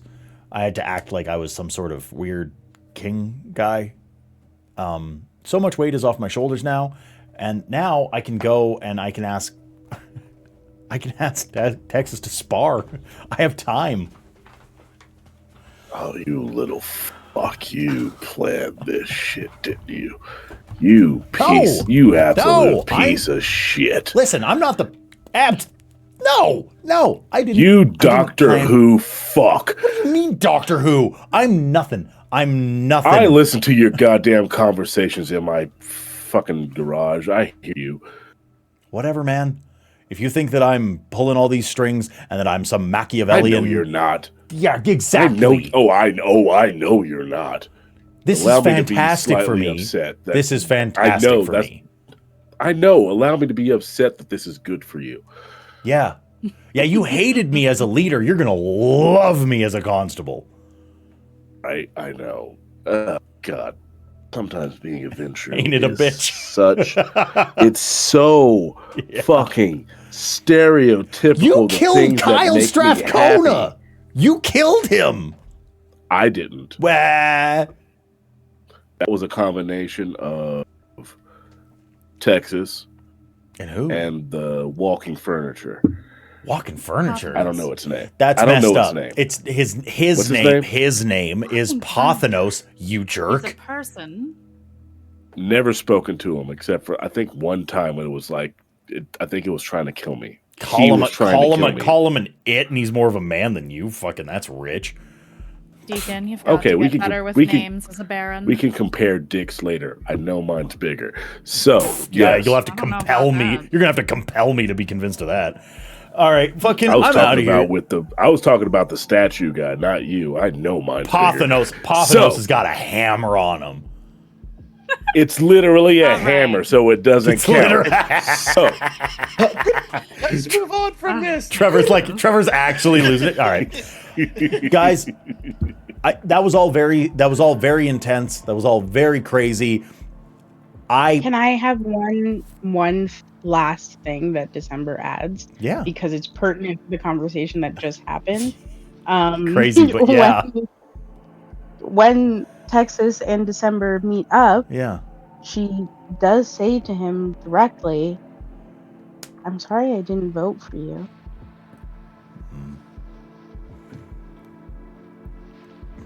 It wasn't because I think you're incapable. Comparatively, everybody else didn't think I was that capable either, except for Deacon and the elder vampire. So, hey, another Texas night. Well, Texas, I'm trying this new thing where I am being selfish instead of selfless. And I want you to have more time for me. Don't devote yourself to them, to the domain, to politics. Just be mine instead.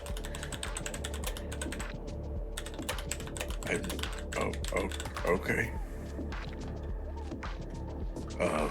He does not know how to respond to that at all. He's just standing there like mush mouth, like oh. Now, Kith.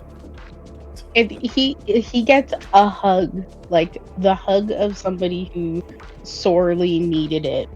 And Texas was the only one who could give her the one she wanted. He hugs back. Big old bear hug. Just, hey, you okay? No, I'm not okay. You want to talk about it? You hungry?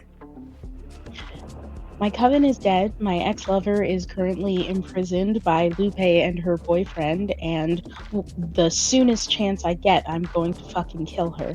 So, I'd rather talk about literally anything else. Okay. So are you hungry? Or... I am, actually. Let's find let's something. Let's go get something to eat. Yeah.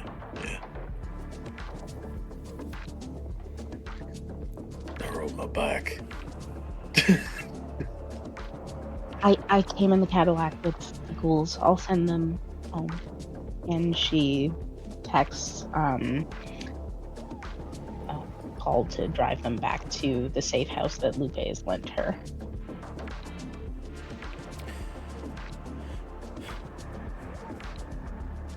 Well,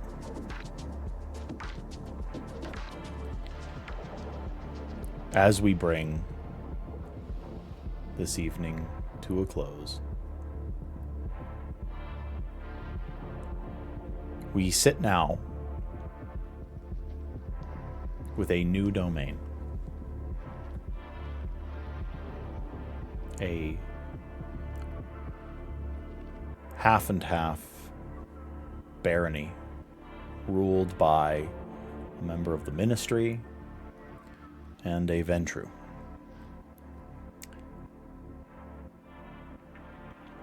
There has been a rather grand reshuffling of things. And it will likely be for the best, in all likelihood. Folks, people at home, wonderful, wonderful fans, community members, and their dogs, thank you for watching. Thank you for hanging out with us, making time, take it out of your day to watch us be vampires for these hours of the night. We will catch you next time, next Saturday, for Chapter 28 of Sanguine Dominion. And I will ask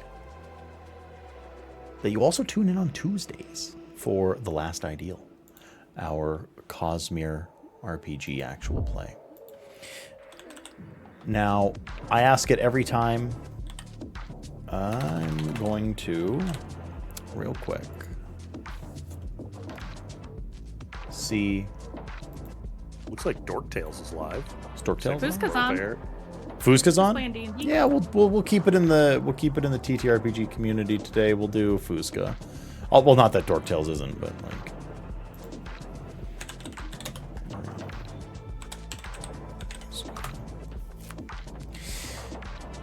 Well, we love y'all. Thanks for joining us. We'll catch y'all on the flip-flop.